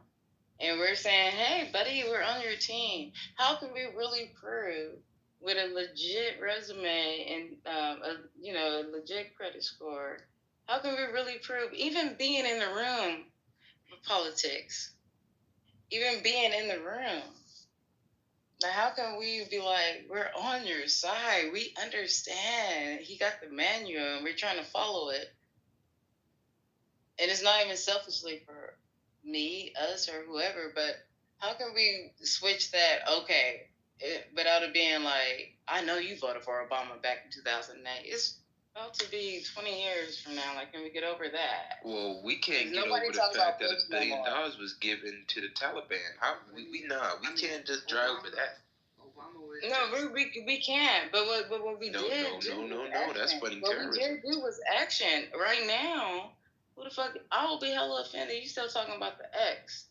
Now you allow the XX dude to come back. So let's get over it. Now you got a solution. But if we find out recently that the money was given $1 billion to the Taliban, Boko Haram, literally Al Qaeda, we should be quiet. If we be quiet, then we're essentially siding with the media machine that wants us to focus on. Well, Elon is dismantling departments, even though none of these departments has been efficient, that has necessarily worked in our best interest. Matter of fact, most of these departments has literally just been people just collecting a check, sitting their job, don't even care about if they do it correctly. We just care about our job, essentially being in these departments. This situation right here is sickening. This comes from somebody that literally cares about what's going on in the continent of Africa. You're telling me that Obama, a Kenyan American president, literally... Well, let me finish my point. When it comes to this situation, you're funding terrorism with our taxpayer dollars. We literally went from 9/11 to the Bush era to a situation finding out that, wait a minute, so it was an inside job. This is literally what it's telling me, that, okay, the situation 9/11 was an inside job because we're funding all these terrorist groups $1 billion annually for the past 8 to 12 years. From 07 to literally 2020. What the fuck? That's not me. Brandy, you must work for the DNC. You must really work for the DNC, because every time I have something to say about being critical about the situation, you always throw the subversion tactic of, let's throw it back at you. Okay, well, hold on. You got to answer my question before you get back to her. Because my question, let's just say I do, and I'm a plant, and I'm just really just pretending that I wasn't going to go along. So my question was... Let's get something real clear here. The way you talk is very genuine. You're having a genuine conversation with us up here. I just want some answers. Brandy speaks in a subversive way, where she tries to trick us. It's not tricking. The thing is, I can hold up whatever it says in the court of law. So let's just say we just going off paperwork. So when I ask a question, you can't be like, oh, I think she's You can't be like, oh, no, come on, let's just focus on the question. And I haven't got my answer yet. Well, you didn't ask it. Yeah, go ahead. Okay. So when it comes to, all right, even if you didn't vote for Obama, a lot of Black people didn't vote for Obama. They didn't even vote. A lot of Black people have not been involved, or just a minority. I think this has been like a big election where a lot of people really got involved, and so I really feel like it was the first time it wasn't about Republican or Democrat. I don't think nobody can really wake up and be like, especially with everything that's going on, to be put in the category like you don't know shit about politics, but to be like, well, I'm Black, I'm in that. No, I don't think a lot of people were like that. Depending on your location, you probably had no choice. Like your vote don't count. They're gonna go that way anyway. That's how I've been seeing it. Yes, it was great to see him, but I just don't understand why is Obama still to blame for everything when Trump already had it? And even if he was to blame, Trump is here now. And I we're don't uncovering understand a why lot of we got to bullshit. focus on. Like I'm saying, like the solutions, we can't be like, well, we got to be mad at everybody who voted for Obama way back then I'm because we not got to mad go at through people all that the other voted Obama. presidents. You wasn't here earlier when I said I voted for Obama. We're not mad at the people that voted for Obama. We're talking about the people in the administration. Do you work for the administration? What was your department that you worked for the administration if that was the case? Like I said, I'm not mad at everybody that voted for Obama. Who do you vote for last time? Fuck Obama. Who you voted for last time? 2016, I voted Gary Johnson. 2016, I voted Gary Johnson. 2020, I voted for Donald Trump. Now, can I finish my point? Why are you kicking yourself in the ass? Because I'm not kicking nobody in the ass. Oh, dear Christ. Yeah, no, I don't understand the animosity. Dear Christ. Queen, look, I think hold on. What I think you missed was the earlier conversation that led into this, where we don't blame Obama voters. It's the ones that work for the government that people have been getting paid off to try and prop up this money laundering scheme that's been going on with our tax dollars. So, like, we don't blame you for getting, suckered by them. But who created that scheme?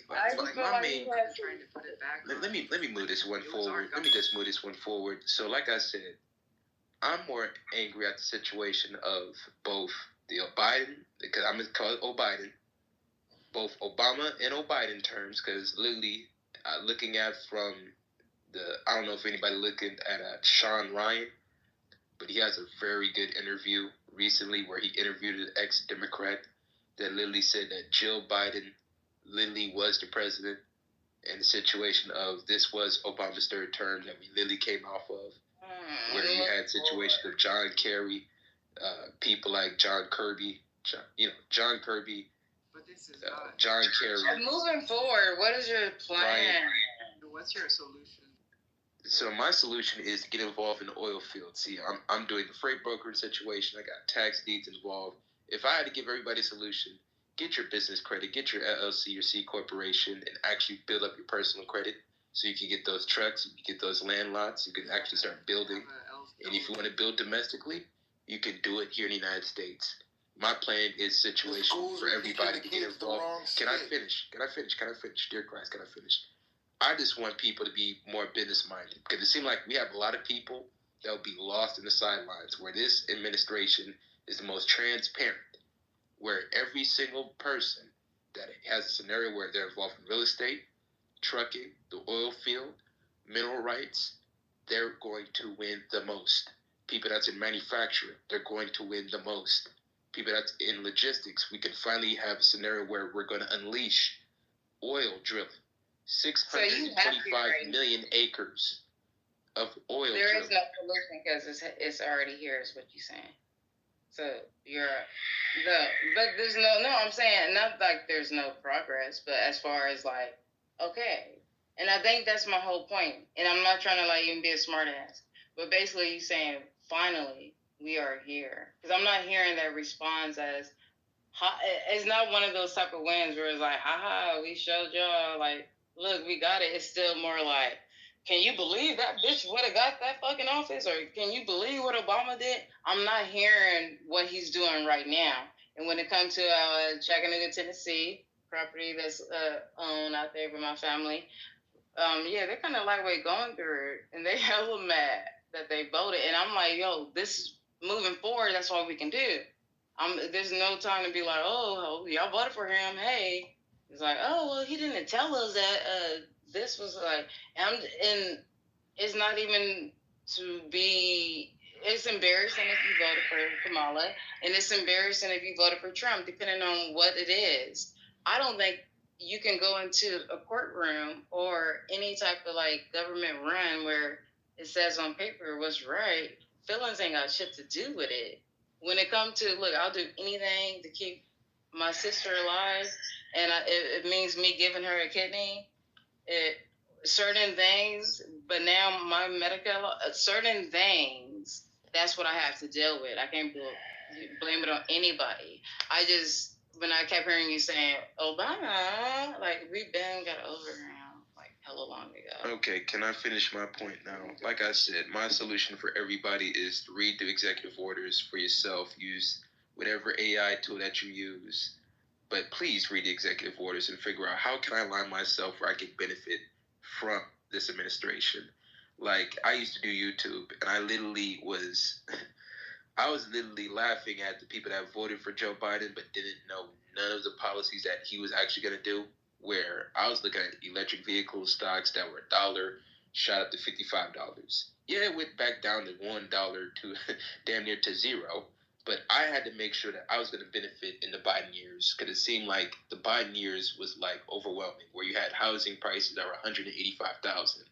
That was in Houston, Texas, that shot up to $350,000, $375,000. You have the West Coast leaving their $1 million property that's in San Francisco for 1.2, going to somewhere down south, funding up for a neighborhood of people that's literally on the sidelines, waiting for a real estate crash that never happened, or waiting for a situation of them saving up a down payment that wound up being $50,000 down payment when it was around $185,000, $200,000, to now being $350,000. Now they need to bring in $80,000. Where I saw so much pain, and in the last year of Biden, 18% homelessness went up nationwide. And that's where I say that yes, voting has consequences. That's what I'm always going to say. Voting has consequences, especially when you're not looking at, okay, you put this motherfucker in office. Can you benefit from this motherfucking office?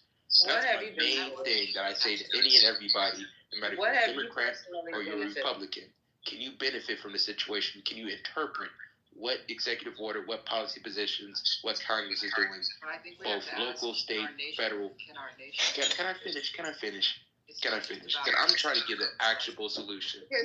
You did say you had a solution, and then you're throwing out Biden years, and that's what I'm saying. Like, when you date somebody, and you try to move forward, shout out to Happy Valentine's Day. But when you move forward, it's like, bro, I'm with you because I don't want to hear about what my ex did. What are you doing tomorrow? I'm done. I told you what I was doing today. I told you what I was doing today. Okay. Tax deed investing in Michigan, Alabama, Chicago. Tax deed investment in Tennessee. Okay. What are you doing to help? Okay, I'm listening. No, hold on. Because I heard you did the whole truck driving, and that's when I mentioned freight broker. Yes. Okay, so when I say, like, as far as, because it seemed like you're trying to, like, yeah, this is what people should do. When it comes to you as a personal benefit, when it came to you, and because Trump already had his chance, right? He had his little thing, and we couldn't go back. After Trump did his presidency, we can't say Obama, especially when you got it again. And according to some people, he already had it this whole time. But as far as, like, right now, can you literally say, guess what? We did this shit, motherfuckers. And because, you know, whether you voted or not, Trump is the man, and I got this to prove. This is what this motherfucker's doing for me personally. Fuck what everybody did. Yes. I told you what he's doing for me. And right. I'm telling you what you can be able to position yourself as well. So I put the business credit template in the chat. I missed it. I put the business credit template in the chat. This is a situation where you can file and create your entity and get it funded. Dear Christ. I gave y'all a solution.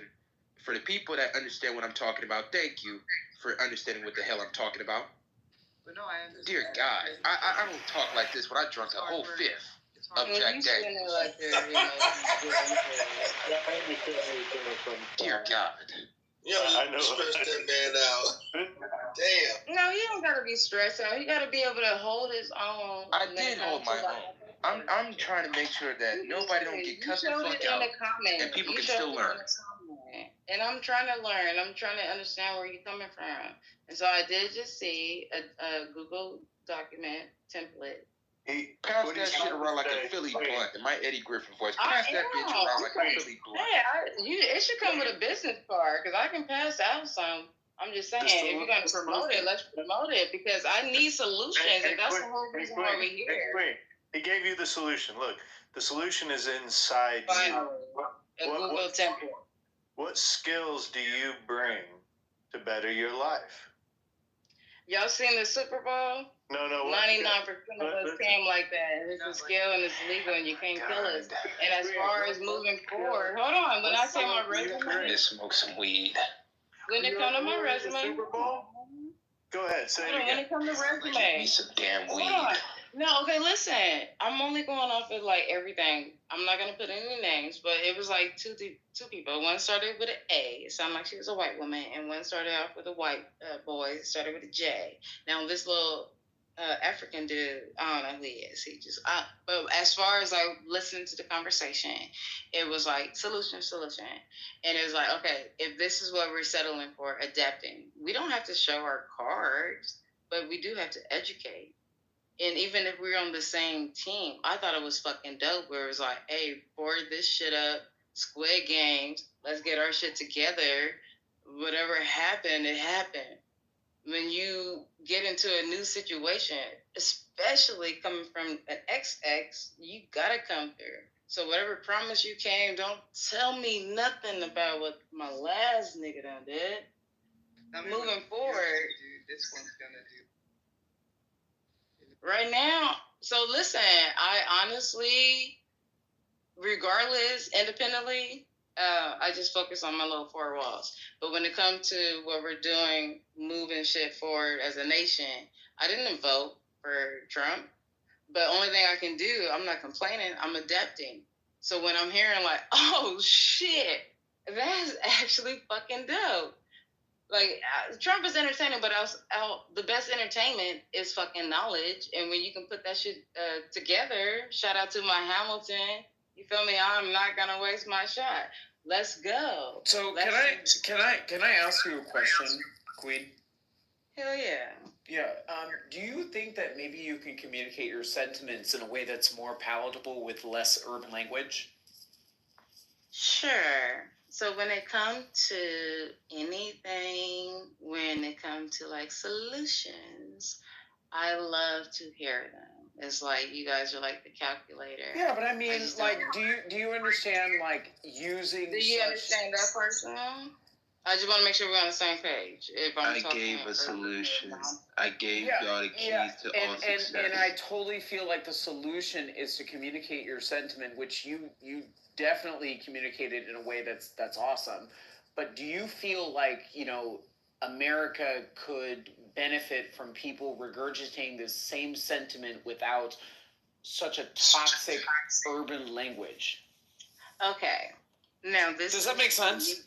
Yes, and I really appreciate you speaking on this, and I hope everybody listening, because a lot of the people that I know who are very intellectually in tune, this is the most time when it comes to politics. Now, we got every other field taken care of. But as far as like career success in politics, no, there's not that much as far as the foundation and where I grew up in my environment. And so, no. And that's what's kind of frustrating is like I know, speaking for myself, without spelling out my resume, I know I can get whatever A or whatever job, or I can, don't ever put me toe to toe in an open room where, this is recorded and shit, just get your point across. Over here, yeah, it might be a little, because I'm not a professional, but I'm saying if there's people who's willing to be your neighbor and we're already here and we have the same people that we're vetting to come in and make America great again, if we're already here, why not put those resources into us that can build us up? For how many years that we were told we couldn't read, so we learning hella shit. So yeah, this like me talking like in an unurban form. How many of us is non-urban? No, but we're finally in the room. So I hear where you're coming from, but as far as a universal language towards productivity, there are several thousand words in the English dictionary other than nigga, bitches, and all these other, terms that are colloquially used that take away from Americans to be able to drive their point across because people are inherently turned off. Outside of all of that, I have not mentioned nigga or bitch when I asked a question. You asked me a question. I thought I gave you an answer with a, hey, you're right. I don't have the tools or the information, but instead of no, but you do, Queen. No, listen. Hold on. You do have the tools. You have the tools of being able to understand the thesaurus and the English dictionary without having to use. Go ahead. So, were you offended when my little jazz man said bleach blonde, bad built body? I'm not a bleached blonde white woman with a bad built body. So to me, that's not going to offend me. But did she get her point across? Well, regardless of how it come off, because it's new to you, the same way this lingo is new to me. But at the same time, if a judge say, "Hey, it's on the paper," 1 + 1 = 2, regardless of how you say it. We drinking white liquor or dark liquor. So we're not doing that. So it's not a moan room. It's not shoot your shot room. We're not doing that. So going back to the political conversation at hand, when I heard Jasmine, go ahead, Adam. So when I heard Jasmine Crockett using that certain type of terminology and looking at a beautiful black woman that actually puts herself together very well, to me, it devalued her character and the message that she was trying to deploy in just engaging in this hood, ratchet, repugnant type of affect. And I don't think that people fully understand how offsetting that is when it comes to terms of negotiating business and understanding how to get to the crux of certain issues. Thank you. Go ahead. Oh, yes. Yeah, I had to cut you off because I just want to make it very clear.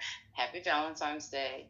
You guys got to get over your emotions because if we can walk into, like I said, whatever. Hold on. The same way Trump can say, grab her by the pussy. What emotions? Hold on, no. The same way you feel like, oh my God, she said that.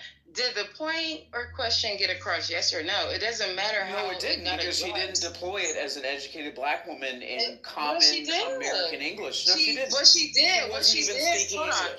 She asked a question. The same way she asked a question. I think it was sad and pathetic. She asked a question. And that was after the fact that a lot of times what she was saying and Miss Atlanta or whatever, she want to keep pushing shit to the side. Everybody keeps sweeping up everything she's saying. Very unurban. I can't even call it urban. I don't know what language a lot of them talk, but it's not appropriate. African American vernacular English.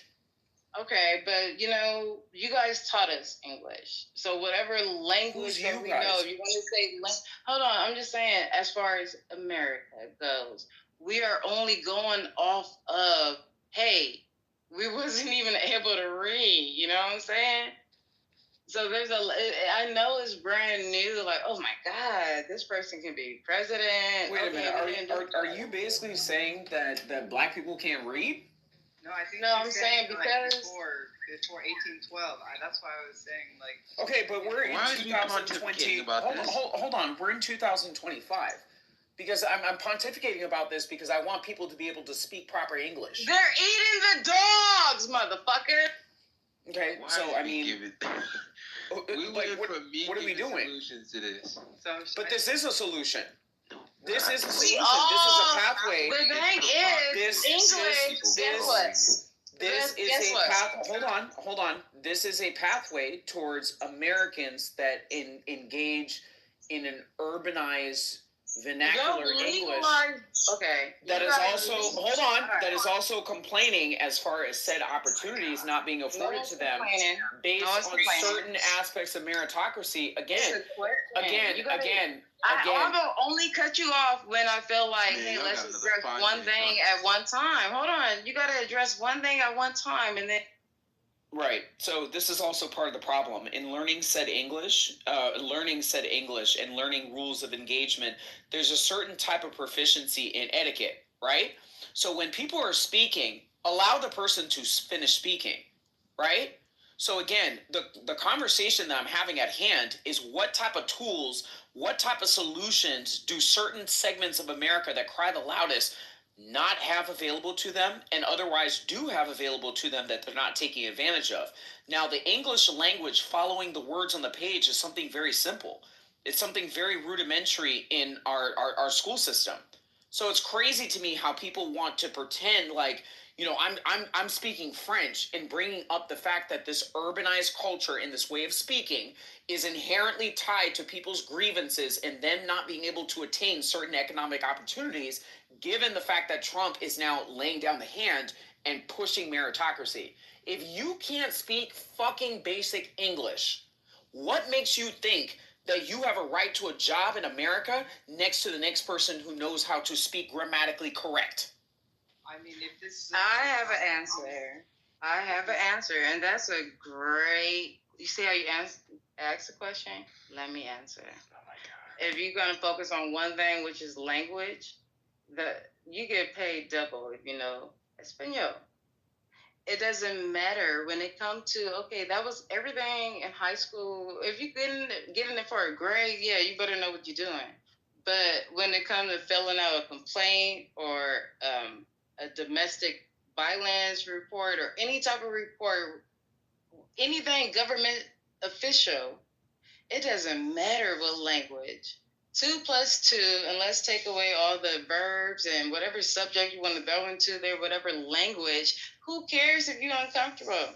Like I said, it can look one way or it can be perceived one way, but the English is not. Sorry, is not the number one spoken Matt, are language. you hearing this? This is crazy. No, that was my answer.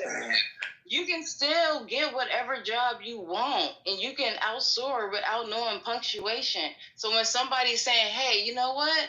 We don't know how to communicate. Well, and that's why we're here. We're trying to communicate. And guess what? When you're making $100,000 less than the next white person next to you because you can't speak proper English, don't complain. That's not correct. I've never once got on here and said, I know a lot of us who are broke. The only thing I've been going on, hold on. No, you got to pick. Listen, the world that we've now entered into, it doesn't fucking matter if it's correct or not. That's a reality of the world that we're now living in. Time is up. And time is up. And do you want to talk? Go ahead. What's your favorite? Yeah, should I play it, Matt? Oh, go ahead if you want. Yeah, it's your little intermission. Okay. So after listening to Queen talk, I just thought of this clip that I saw, and I have to play. Oh no. Hold on. All right.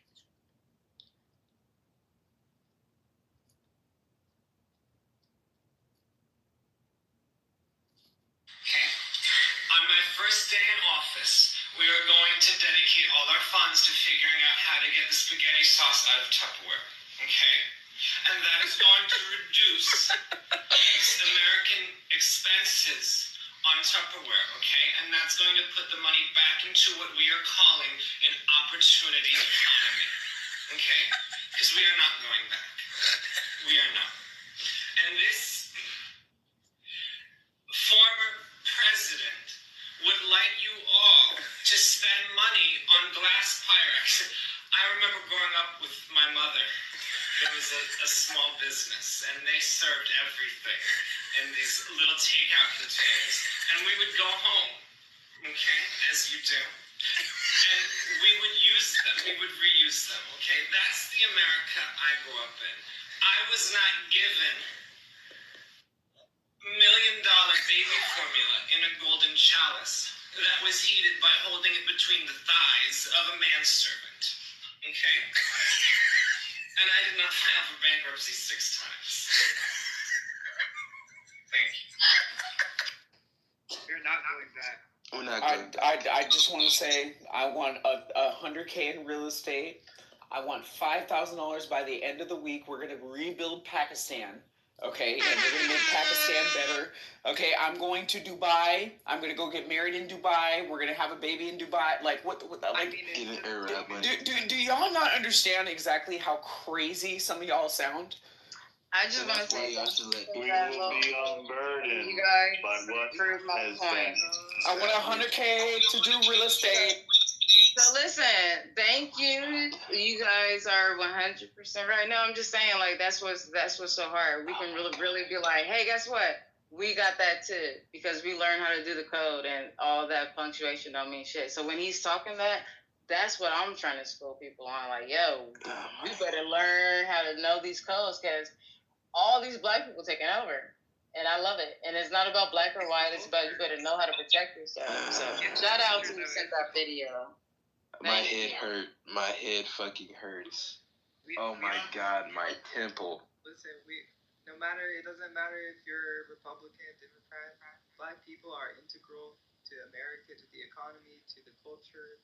That's not going to change anytime in the near future. We never said nothing like that. We know. Like I said. White people, that doesn't mean that white people do not play an important role, and that Mexican people and whatever all these different diversity is still important. Like I said, DEI is dead. Meritocracy is in. You got to build your own shit. Nobody's not gonna give you no free shit. That's why I put the LLC. How to be able to set up the shit correctly where you can actually get thoroughly funded. I gave the master lenders list. But this is direct solution. This is something that help people Monday morning. We talk all the time, but do we have solutions for Monday morning? Most of the times we talk we talk very surface level, where I literally talked about the situation of opportunities in this administration. If you're a person where you say, well, Sean, I'm a trader. Well, you could trade gold. You could invest in GDXJ.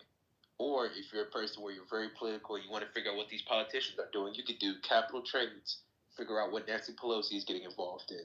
Nancy Pelosi, for the past 20 years, has literally got an average of 32% annually if you want to trade options. Or another situation is Quiver Quantitative. I'll put the links in the chat because I'm giving out real solutions. Bro, why? I'm giving out real solutions because people in the I chat Google need to your hear this. LLC, bro. People need the chat. Now they want to dox you because they don't agree, Sean. Cook your shit, Sean. 10 minutes Sean, on Sean. I'm saying I agree. I'm only speaking because I look at what you're telling me.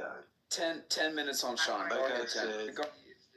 Like I said, I'm going to put the link in the Quiver Quantitative, where you can look at the government contracts. You can figure out which politicians involved.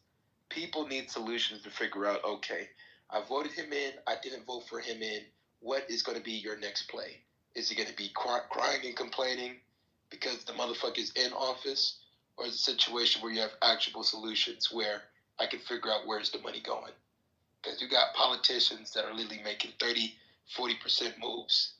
And this situation right here is going to be an opportunity for people to be able to look and see where things are going. So I gave the LLC. So that's both business trade lines, personal trade lines, your 1-800 number, situation of your management. This situation is literally a scenario where you could be able to take at least more actionable opportunity for yourself. So I gave you the master lenders list. That's one. Okay. I gave you the link. I Google it. I'm about to call you. I'm about to call this 1-800 number. If you're saying it's a 1-800 number. I don't know why. What do you mean 1-800 number? I don't have. You my just shit. said That the link in the chat is literally a template where you can be able to get a 1-800 number, where you can get a business address, where you can be able to get the business trade lines, you can get your DUNS number, where you can be able to figure out what's the underwriting, and you can be able. It's not that easy. It's not like. It's not easy, and that's why I put it in the chat. Like and that's why I went ahead and Googled it. Either y'all bunch of agents or bunch of fatheads. That's what you gotta do for somebody. Hold on. This is how you make money. Because you said let's follow where the money goes. You're not even letting me finish. You're not even letting me finish. I'm saying I Googled your information. You don't want to know what I. It's about nothing. You don't want to know what I Googled? I'm trying to promote your business that you're saying, and you don't want to know about it? Ma'am, please. You don't want to know about it? Let me finish. Where's the moderators? Where's the moderators? Moderator. Like I said, man. Yeah, I'm listening. Let Sean finish, please. Damn. One mic. Damn. But like I said, my solution is for people to focus on what your politicians invested in. Quiver Quant, link in the chat. That situation right there, you can be able to focus on which politicians investing in what. Then you have a scenario of both the master lenders list, business credit template, and I'll also give you hedge fund investor buyers if you're involving in real estate for all my realtors out there. I know that there's realtors in the chat, so give me 1 second. I'm going to put the hedge fund buyers list because this is important. Where most of the money is going to be shifted where people that are involved in finance, involved in transportation, involved in some forms of a general service-based business can be able to take advantage of. We got the most baby boomers that are literally retiring and selling their business. You can acquire those businesses by leveraging the equipment of their business to fund the down payment of an owner finance transaction. So if the company is worth $3 million, they have $600,000 to $700,000 in equipment. You can be able to get an asset-based lender to be able to leverage the equipment to finance down payment, get access to that business, have a situation of unnecessary cash flow to be able to get involved. You can either do owner financing, you can either do tax deed investing where you're involved in either buying land lots that are in specific states. Here in Chicago, I'm not in Chicago, but in Chicago, I've literally saw an Italian paisan literally defaulted on 812 properties. And she's been delinquent from the city of Chicago for 10 years, $15 million in fines. Those taxes is $400 to $500 that you can pay. You can pay the back taxes to get access to the property, develop the property, rent it out, and take advantage of the Obama Museum that's running through Chicago that's literally eating up 800 properties altogether. So my solution is for people, please get your credit right. If you're a person that don't believe in credit, you say, fuck credit, Sean, cool. Get to the land, buy some land, get involved in situations of networking with your local commerce, get involved when it comes to scenarios of oil, fracking, please. Because this is a situation where if you're not involved in business, you're going to miss out on these 4 years. If you're not involved in some kind of specialized career that benefits from this administration, you're going to be left out. That's the only thing I'm saying. I gave the links to the chat where you got hedge fund buyers because of me now. You got the ability to track every single politician when it comes to your stock market. You have business credit, and you have a scenario where you can be able to leverage certain things. Now, when it comes to baseball card, you can't leverage the assets of a company that you want to buy. Before that, you buy it and you use the daily equity contributions for the new transaction. You can do it after to replenish it back of the equity you bought on the table.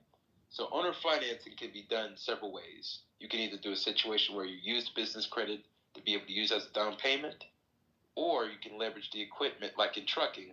You can leverage the trucks to be able to finance the down payment. Due to the fact that it's asset-based business, it's very labor-intensive. You can be able to leverage that. My question is, are you just like how to manage a firm, how to manage ourselves, how to manage our lives, how to lead?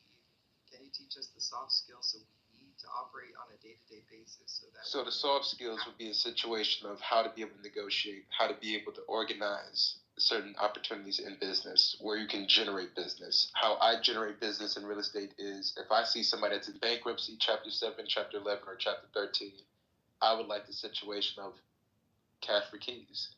Situations where I can help them avoid being in default, or people that's in list pendants, pre-foreclosures. I can be able to provide a cash down payment.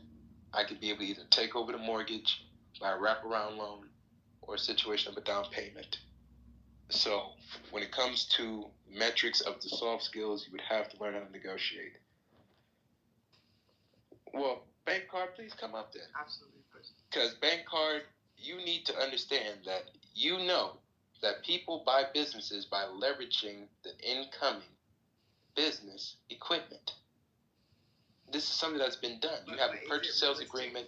You can be able to get a lease on. You can be able to focus on multiple ways of buying that business. Right, but it might you can do several ways of owner financing is my main point. Because owner financing can be done based off the seller terms. It's like buying like Mark Cuban, Brandy, we can barely hear you at this Brandy, point. I'm saying Brandy, your it's like mic has buying been really quiet. It's like, you've been very quiet on the mic. Jets or you buy a football team. I mean, you're switching owner to owner, so you're technically buying a net asset. But when you buy net assets, you have to make sure that deal is good, and you have to make sure everyone involved is getting a fair share that is getting what they need. Yes, that's why you have the bank balance sheets. Absolutely. That's why you have your financial advisor and have your balance sheets. Yeah. So that's what I'm saying. If Brandy, matter of fact, you gonna tell me how to be able to acquire business. Tell me tell me how to acquire business. You still tell me how to acquire business. Sean, you still have not told you us fucking how you're butch. personally benefiting. Good gracious, really? She's all of that? Just nah, this motherfucker has literally been a pain in the ass for a whole hour. He's trolling. Dear Christ, Sheila, I have love for you, Miss Sheila. I love you, Sheila. But you haven't been here for the whole extent of this whole I shit. guess not, because I'm like, damn, really? I'm like, wow. Dear God. Boss lady, good evening. How are you? Then like, what the hell have I walked into that the bitch is already out of No, I didn't call her a bitch. She a butch. Butch Cassidy. Not bitch. We're just butch. saying that ain't right, Sean. That ain't right. Realistic funder expectations. If you're having someone funding, and I gave you the underwriting criteria to how to get funded. You can do it multiple ways. I told you tax deed investing. Don't let it get worked up, Sean. Brandy's been trying to subvert the stage for hours. No, I haven't. That is actually. Because I really talked about business credit funding. I talked about tax deed investing. Baseball, you still need to come your white ass up. Brandy's one of them that wants to diminish over. They think we're just some dumb, Americans. That is absolutely not true, and that's putting words Brandy in my can mouth. control. She talked like a damn politician. He or she talks like a politician. Yeah, it's one of them, bro. Are you taking DEI money? I'm not. Brandy, are you taking DEI money? Be honest. You talk like a damn politician where everything has a rebuttal. What kind of money? I just realized. Can we allow Miss Sheila? Brandy Miss Sheila's a respected businesswoman. Yeah. I don't know what you're talking about to be able to either say yay or no. But I just you don't have to agree with me or not. Just please give some solutions to what you've seen in these 4 years, because most people are just reacting where they don't even have a central plan how to benefit from these 4 years. What do you just? I mean, what you want me to say? Eat a good meal in the morning and make sure you defecate every day to eliminate. Miss Sheila, at this point, yes. Okay, well, eat a good breakfast and defecate at least once a day to eliminate. Yes, because I see when corporate tax cuts come around, I see a lot of people complaining. I see a lot of people complaining about the rich when they could have got a C corporation themselves, could have got the business credit funding from credit unions like PNC Bank, Truist Bank, Alliant Bank. Yeah, because I am a business owner, and again, all of those things I've done, and that's how I've grown my business. So I don't know really what you're talking about, but I've grown my business exponentially, and I've only been on Clubhouse. I won't be on Clubhouse a year until the end of May, and the whole reason I'm on Clubhouse is my business mentor told me that I have to start doing this social media thing. And when the first got on here, I was like, what the hell did he want me to come into this madness for? But I finally figured it out, and I've been able to actually find quite a few really great connections on Clubhouse to do business with. So it has worked out very, very well. But yeah, I'm one of these people. I don't care who's in the office. I'm going to prosper. It just may be faster or slower. Maybe I need to do more steps here than more steps over here. So anybody that you're allowing to help to stop you to do something, that's on you.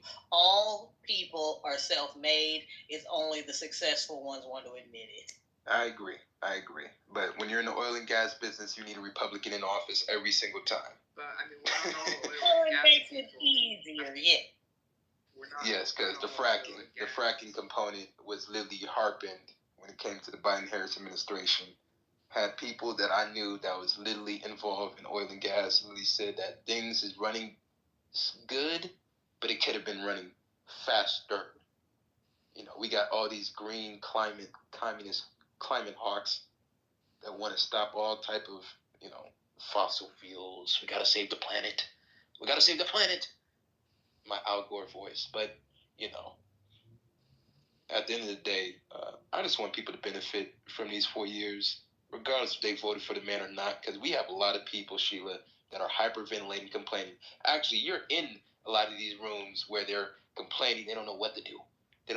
They're running like a chicken with their head cut off. And that's not a good thing. The inauguration, so I thought it was magnificent, and I'm modded up in a very liberal room. I don't see how. Yeah, because being a black woman, hello, 99.9. Well, I won't say 90. I'd say 93% of the people I know are going to be Democrats. Hello, let's think about this. I don't believe that number fully, but okay.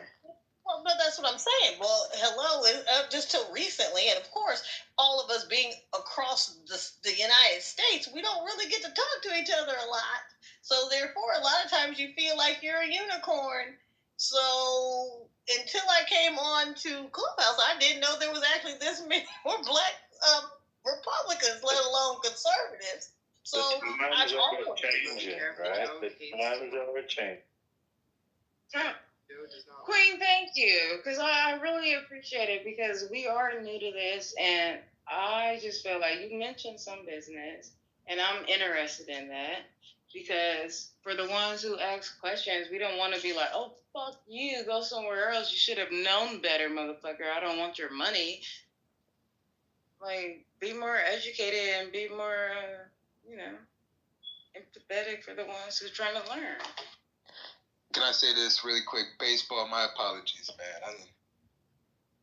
I didn't smoke my weed. I was supposed to have my Wheaties today. I didn't smoke my weed. See, I didn't got all crabby and shit. My bad, baseball. We definitely, hopefully we still cool, man. Hopefully we still cool, man. I didn't mean to call you white, man. Cool dude, man. Yeah. You know, and shout out to my white men in the room, man. You know, I have no beef towards y'all. Yeah, not too much on the crackers. Not too much. There's enough money to go around for all of us to make it this next 4 years. So I hope you're successful, Sean, and keep, Thank you. Yeah, keep seeking your, what do they call it? Your pursuit of happiness, bro. Yes, because prosperity's around the corner, my friend. So I always have, thank God she left. Thank God she motherfucking left. It left. I do think these people are getting paid from all this money that we've been discovering around here. It's crazy. You can tell how they talk. They're so fake. They're not real, are they? It's NPCs. Damn drone. A damn drone.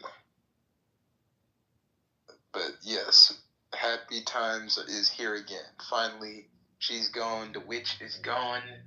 The witch is gone. Boss lady, I want to ask you a question. From a tactical perspective, just so we know what we're dealing with over in this house. How many big bags y'all got up over there in the Kamala house? About five. What are you talking about? Really? Wow. First of all, I'm not looking for them. Second of all, did you really just say that? You are insane, mister. But no, that's, wow. First of all, it's not the Kamala house anymore. He took the name off of there. Wait, what do you call it? It's the new and improved Democratic Party. The new and improved Big Macs.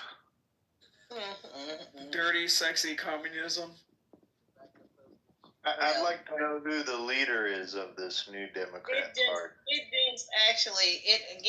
just sharpens my skills. So I love, but also I do a lot of my own rooms these days too. But I like going into PhD's room because it sharpens my skills, and that way I get to argue all day long. So I love it. To be honest, PhD would be a better leader than Biden. So that's just let you know.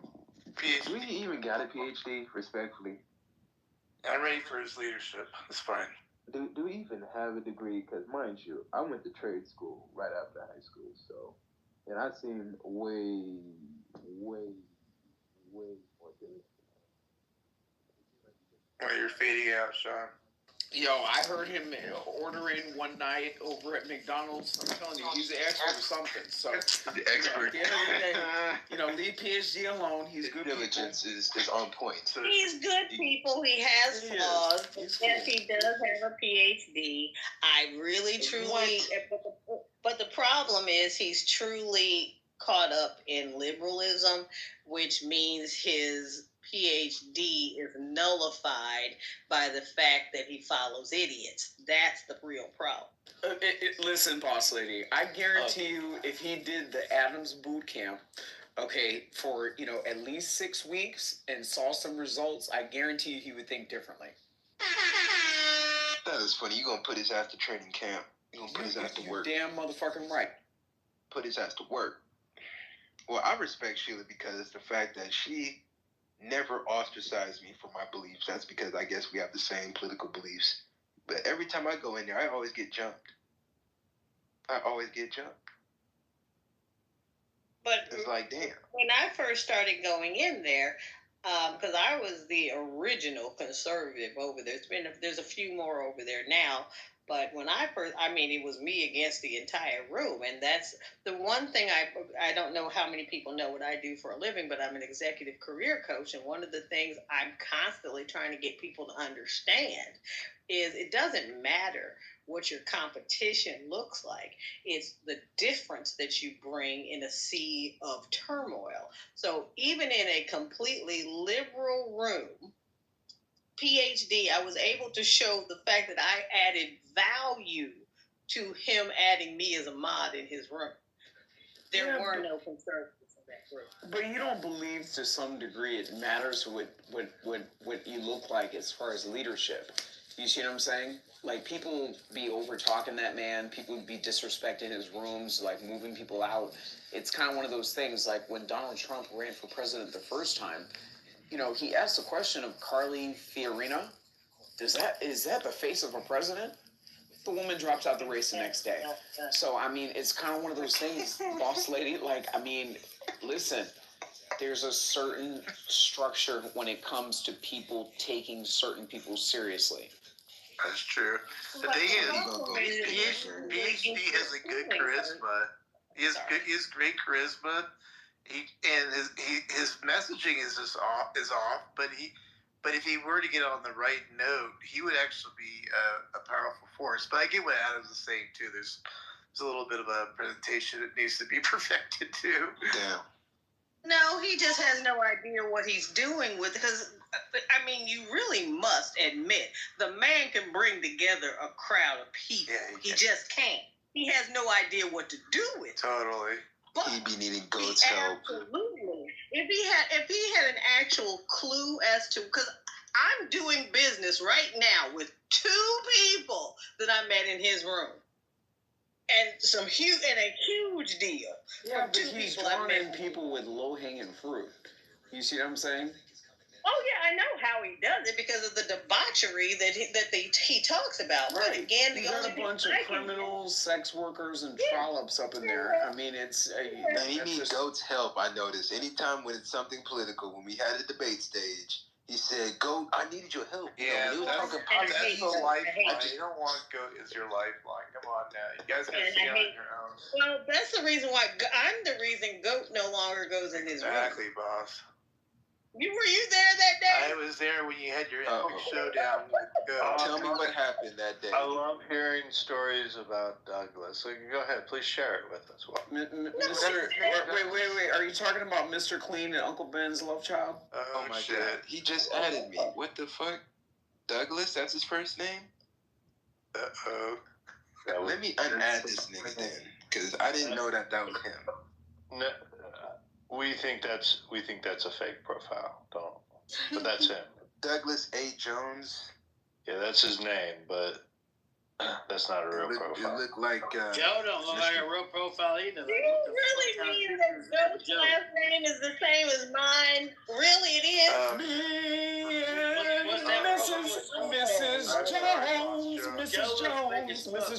Mrs. Jones. Let me get this nigga back here, man. I don't rock with Goat, man. He still owe me money from the damn election. I told him that he was gonna lose Wisconsin and Michigan.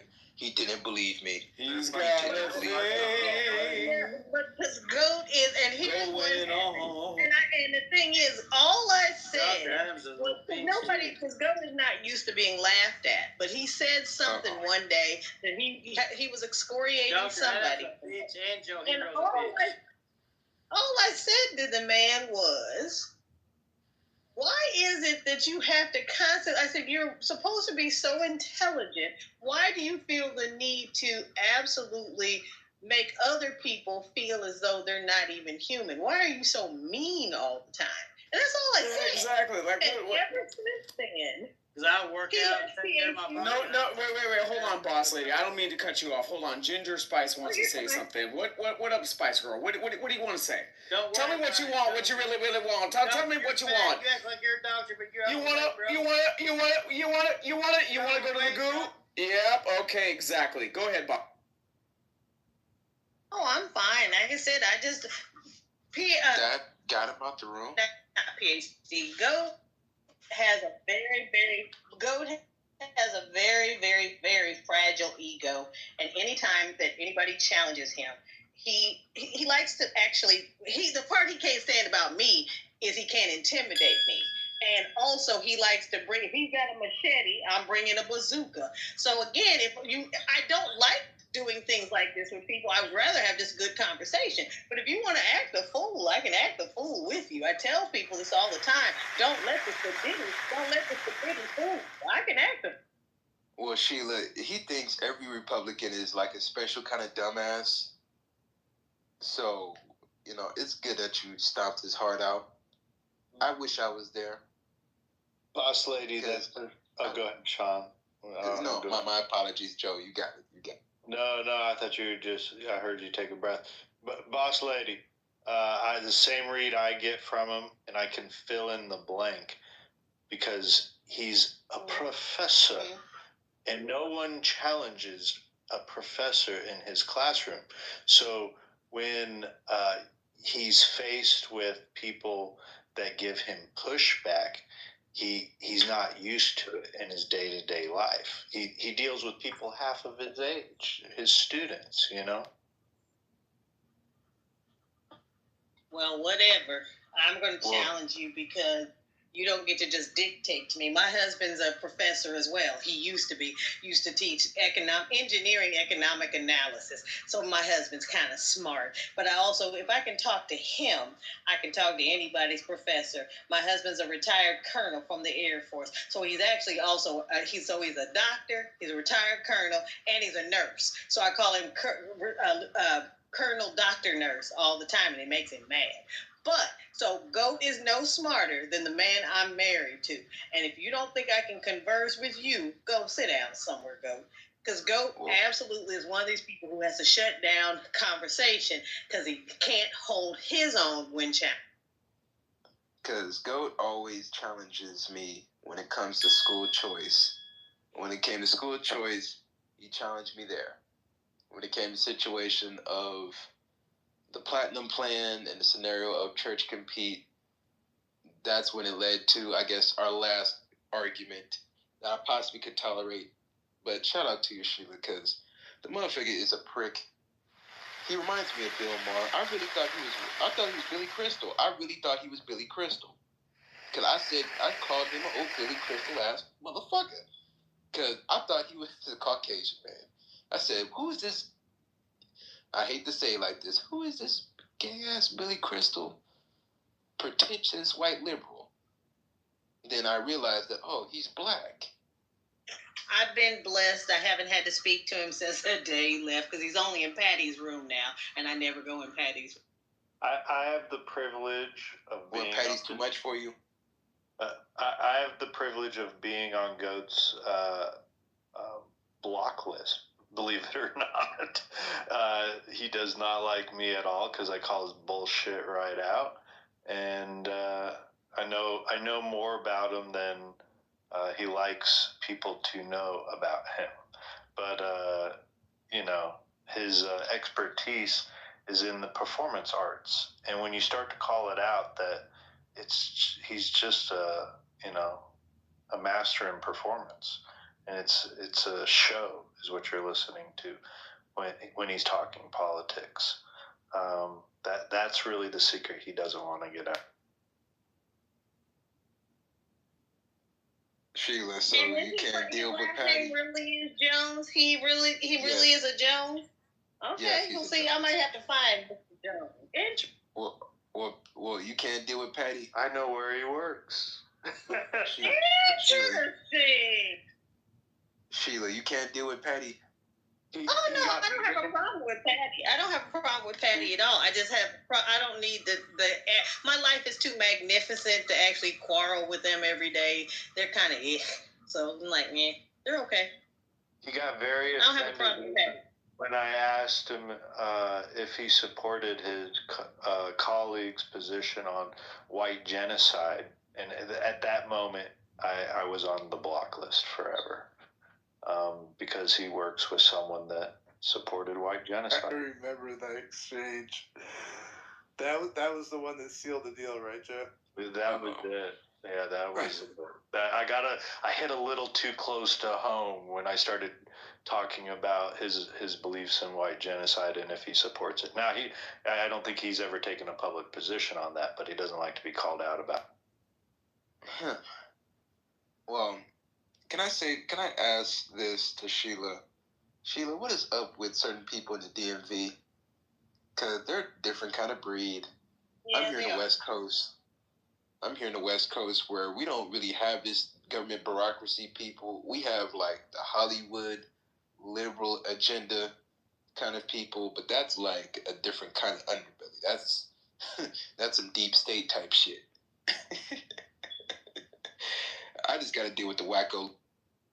Yeah, I used to live in California, so there's plenty of nutcases in California.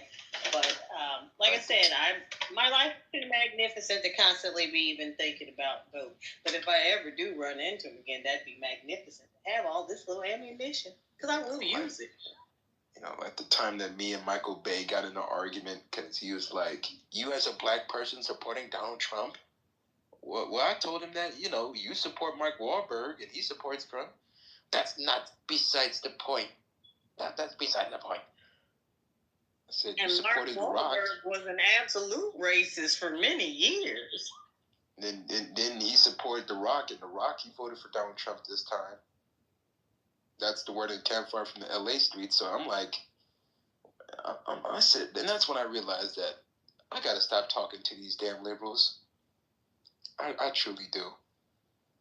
I truly do. These people try to reprimand me on where should I go, left or right or in the middle. And that's when I realized that LA is just... it's too much, man, where you got communists left and right. They can't deal with middle America white people, that's for sure. Do you guys ever go into X spaces? Yes. I mean, for me, since election season, being on this app, there really is no purpose. Listening to a lot of Black America, it just makes me continue to be more frustrated, disappointment, and saddened and disgusted by the way that they look at the results of this election cycle, the finger pointing, the blame shifting, the Jew hate. It's kind of come to a point where it's like, I've looked into other ecosystems to kind of, match my sense of entertainment when I'm commuting, or when I have downtime, especially in the morning. When you're starting your day, I don't want to start my day listening to a bunch of angry freaking people on Clubhouse.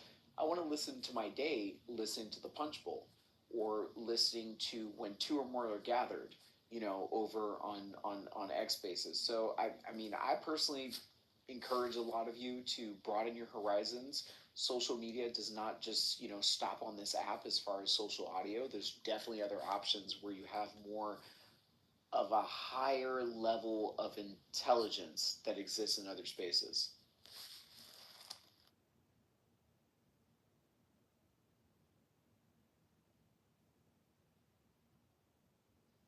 Well, they're gonna be crying for the next 1,300 days while Trump is still in office. So Sean, it's a much different conversation on Twitter. As far as the liberals and even the black liberals on Twitter, they're more focused on different things than they are on this app. They're actually more focused on immigration, and it's very interesting to hear their intake, their insight on that. Well, what's their insight? Leave them here or get them out? I mean, if you thought that the Trump campaign was, if you thought that the Trump campaign was bad, as far as setting a certain type of rhetoric towards immigration, you should definitely listen to a lot of black people on Twitter. So they are. So how would you categorize them, since they're not necessarily Trump people, but they're anti-immigration? Is this the FBA crowd? Is that Tariq's people? No, not necessarily Tariq. Yvette Carnell's people? No. I mean, a lot of the communities kind of blend, but at the same time, listening to the things that they're talking about, they have some very, very, very consistent talking points between the things that Republicans discuss on this app and black people are actually discussing over on Twitter. So they're just disillusioned Negroes then? Disillusioned how, if they're agreeing with us? But they don't fuck with the whole clique. Like, it's either you in or you not in. Because these same niggas be the main ones crying and complaining about Trump, but talking about, we need to get him out of here. I mean, in their sights, as far as their immediate goals, I haven't heard one complaint against Trump since he's been elected over on that app. Okay. Gotcha. Because every time I look on Instagram, man, yes, I look at the Instagram models and I be looking at the comments of what's going on in the shade room. I'm like, y'all bitches don't know what the fuck going on, huh? Y'all pretty much just in the loop. Got you. Well, I mean, the shade room that's been overrun by a bunch of Africans and Caribbeans. So, it leans towards a certain agenda, and a lot of people that look like certain people that we're used to in America, that have a certain type of vested interest in their said household members facing deportation. That's why people should have been very careful through the election cycle of seeing PTRs, listening to people talk about, pro-black Pan-Africanism. There's an agenda there. Well, I know a couple of Africans that don't necessarily fuck with illegal immigration. They voted for Trump too. So, yeah, I guess, I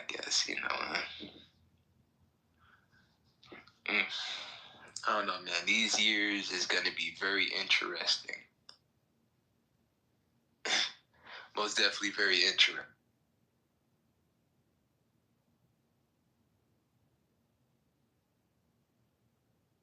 Yeah, Matt, did you see that link that I sent you earlier this morning, or yesterday morning? Over on Twitter?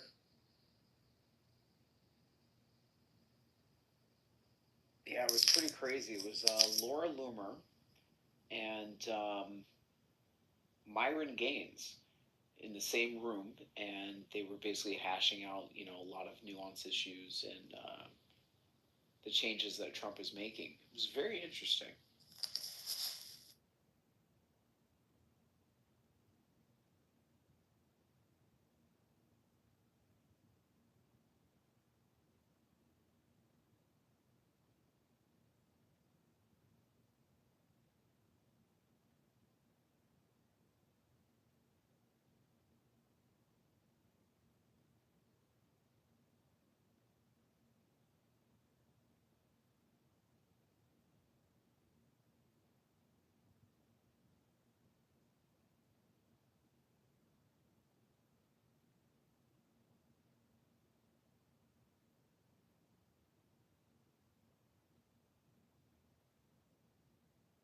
All right, Pito, what do you got?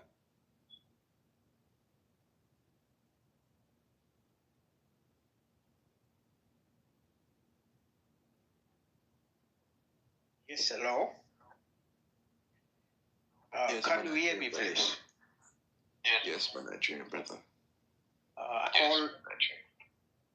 call Peter Galwak from Republic of South Sudan, but currently I'm in Ethiopia now. Yes, I like the topic because it's very simple. It's saying that President Trump really want to put American interest first. Yes, it is correct, but let it be different for the American people. Not just the United States of America, let it be other continent. You have a Canada, you have United States of America, you have a South America. If President Trump can match to suit the interests of the whole citizen of America will be great. But not that President Trump use his word or his logo or his slogan, to suit his base, his supporters. Because what will happen, I know if you are in love with politically with President Trump, you will label me like I'm just offending you. But in the reality, American people, they know what they want. But also, they can give you a chance when you come forward and tell them what you want to offer on the table. But tomorrow, if you stand out, you put your interest first, you end up as a manipulator, they can tell you go home. But Trump is a dangerous politician. You can cause another civil war, a bloody one. It will be too dangerous to the world, to the international community. I'm not going to talk too much, but I want to be honest to you. The man who is speaking to you, I've been around this world. Yo hablo español, I've been in Cuba. I trained in Cuba during the Liberation War. I know the definition of socialism and imperialism. I've been in US since 1984 until 2008. All of us were dancing the same song during the night. But during the daytime, we lie. We say that we are different people. Trump himself told us the truth. He said, when you cut somebody's blood, the blood is red. Doesn't matter you are white, you are black, you are Muslim, you are Christian, non-believer. He assured us that we are one people. But what Trump tried to do now? You want to divide the world? Using few people who vote for him to let his political strategy, which is the ego of powers, to blackmail the entire world. So now let us think carefully. 21st century, anything can happen bad to us. Now, Ukraine war and Russia, you will never know anybody can get a dirty weapon because the two superpowers often market, including the dirty bombs. You don't know what American group are doing. You don't know what Russians are doing. So now, if anything happens stupidly, all of us will pay the prices. So don't support President Trump because you vote for him. You advise him accordingly. Now he's crossing the red line. We know America is belong to Red Indian. All the folks, everybody come from where you come. Peter. You immigrate there in America. Why is too individual? Yes, please. Yeah. Peter, what state are you in? He said he's from Ethiopia. He's in Ethiopia right now. Okay. Are you an American citizen, Peter?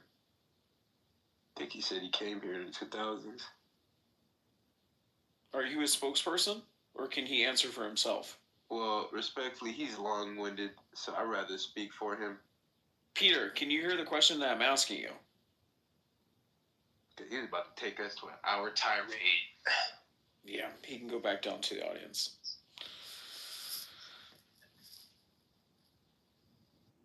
He should be thankful that Trump doesn't want no business in the continent.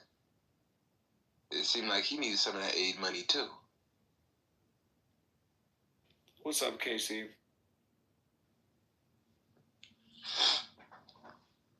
Yeah, I'll speak up for somebody that's long-winded, because our brother was about to take us all around town.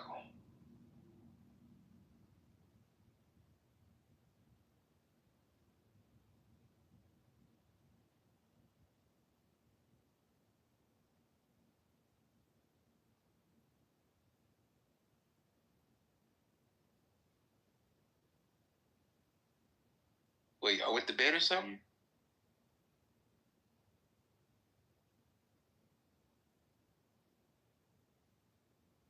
No, hello.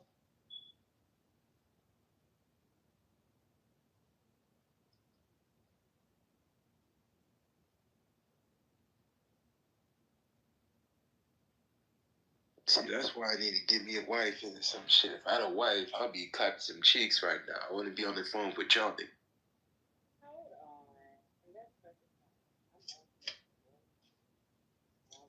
That's what a wife is for, really, Joe? Yes. When it's like 2 West Coast time, and I'm like, damn, I'm too busy on the phone with y'all. I have a feeling you'd be sleeping on the couch if you said something that crazy. What? Boy, give me a wife, she ain't gotta work.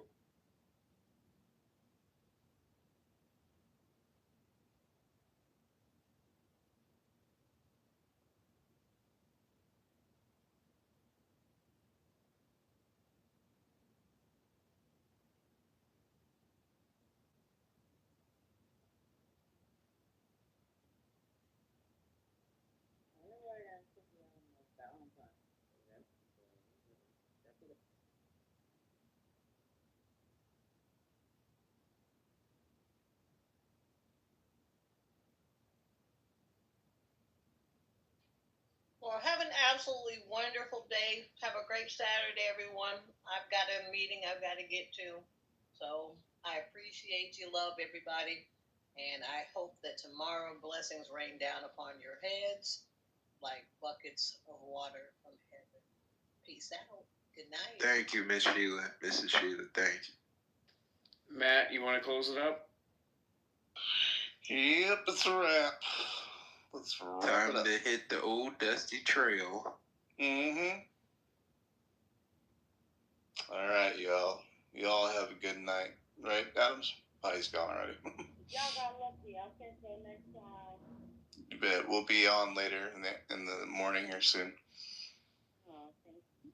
Good night, all.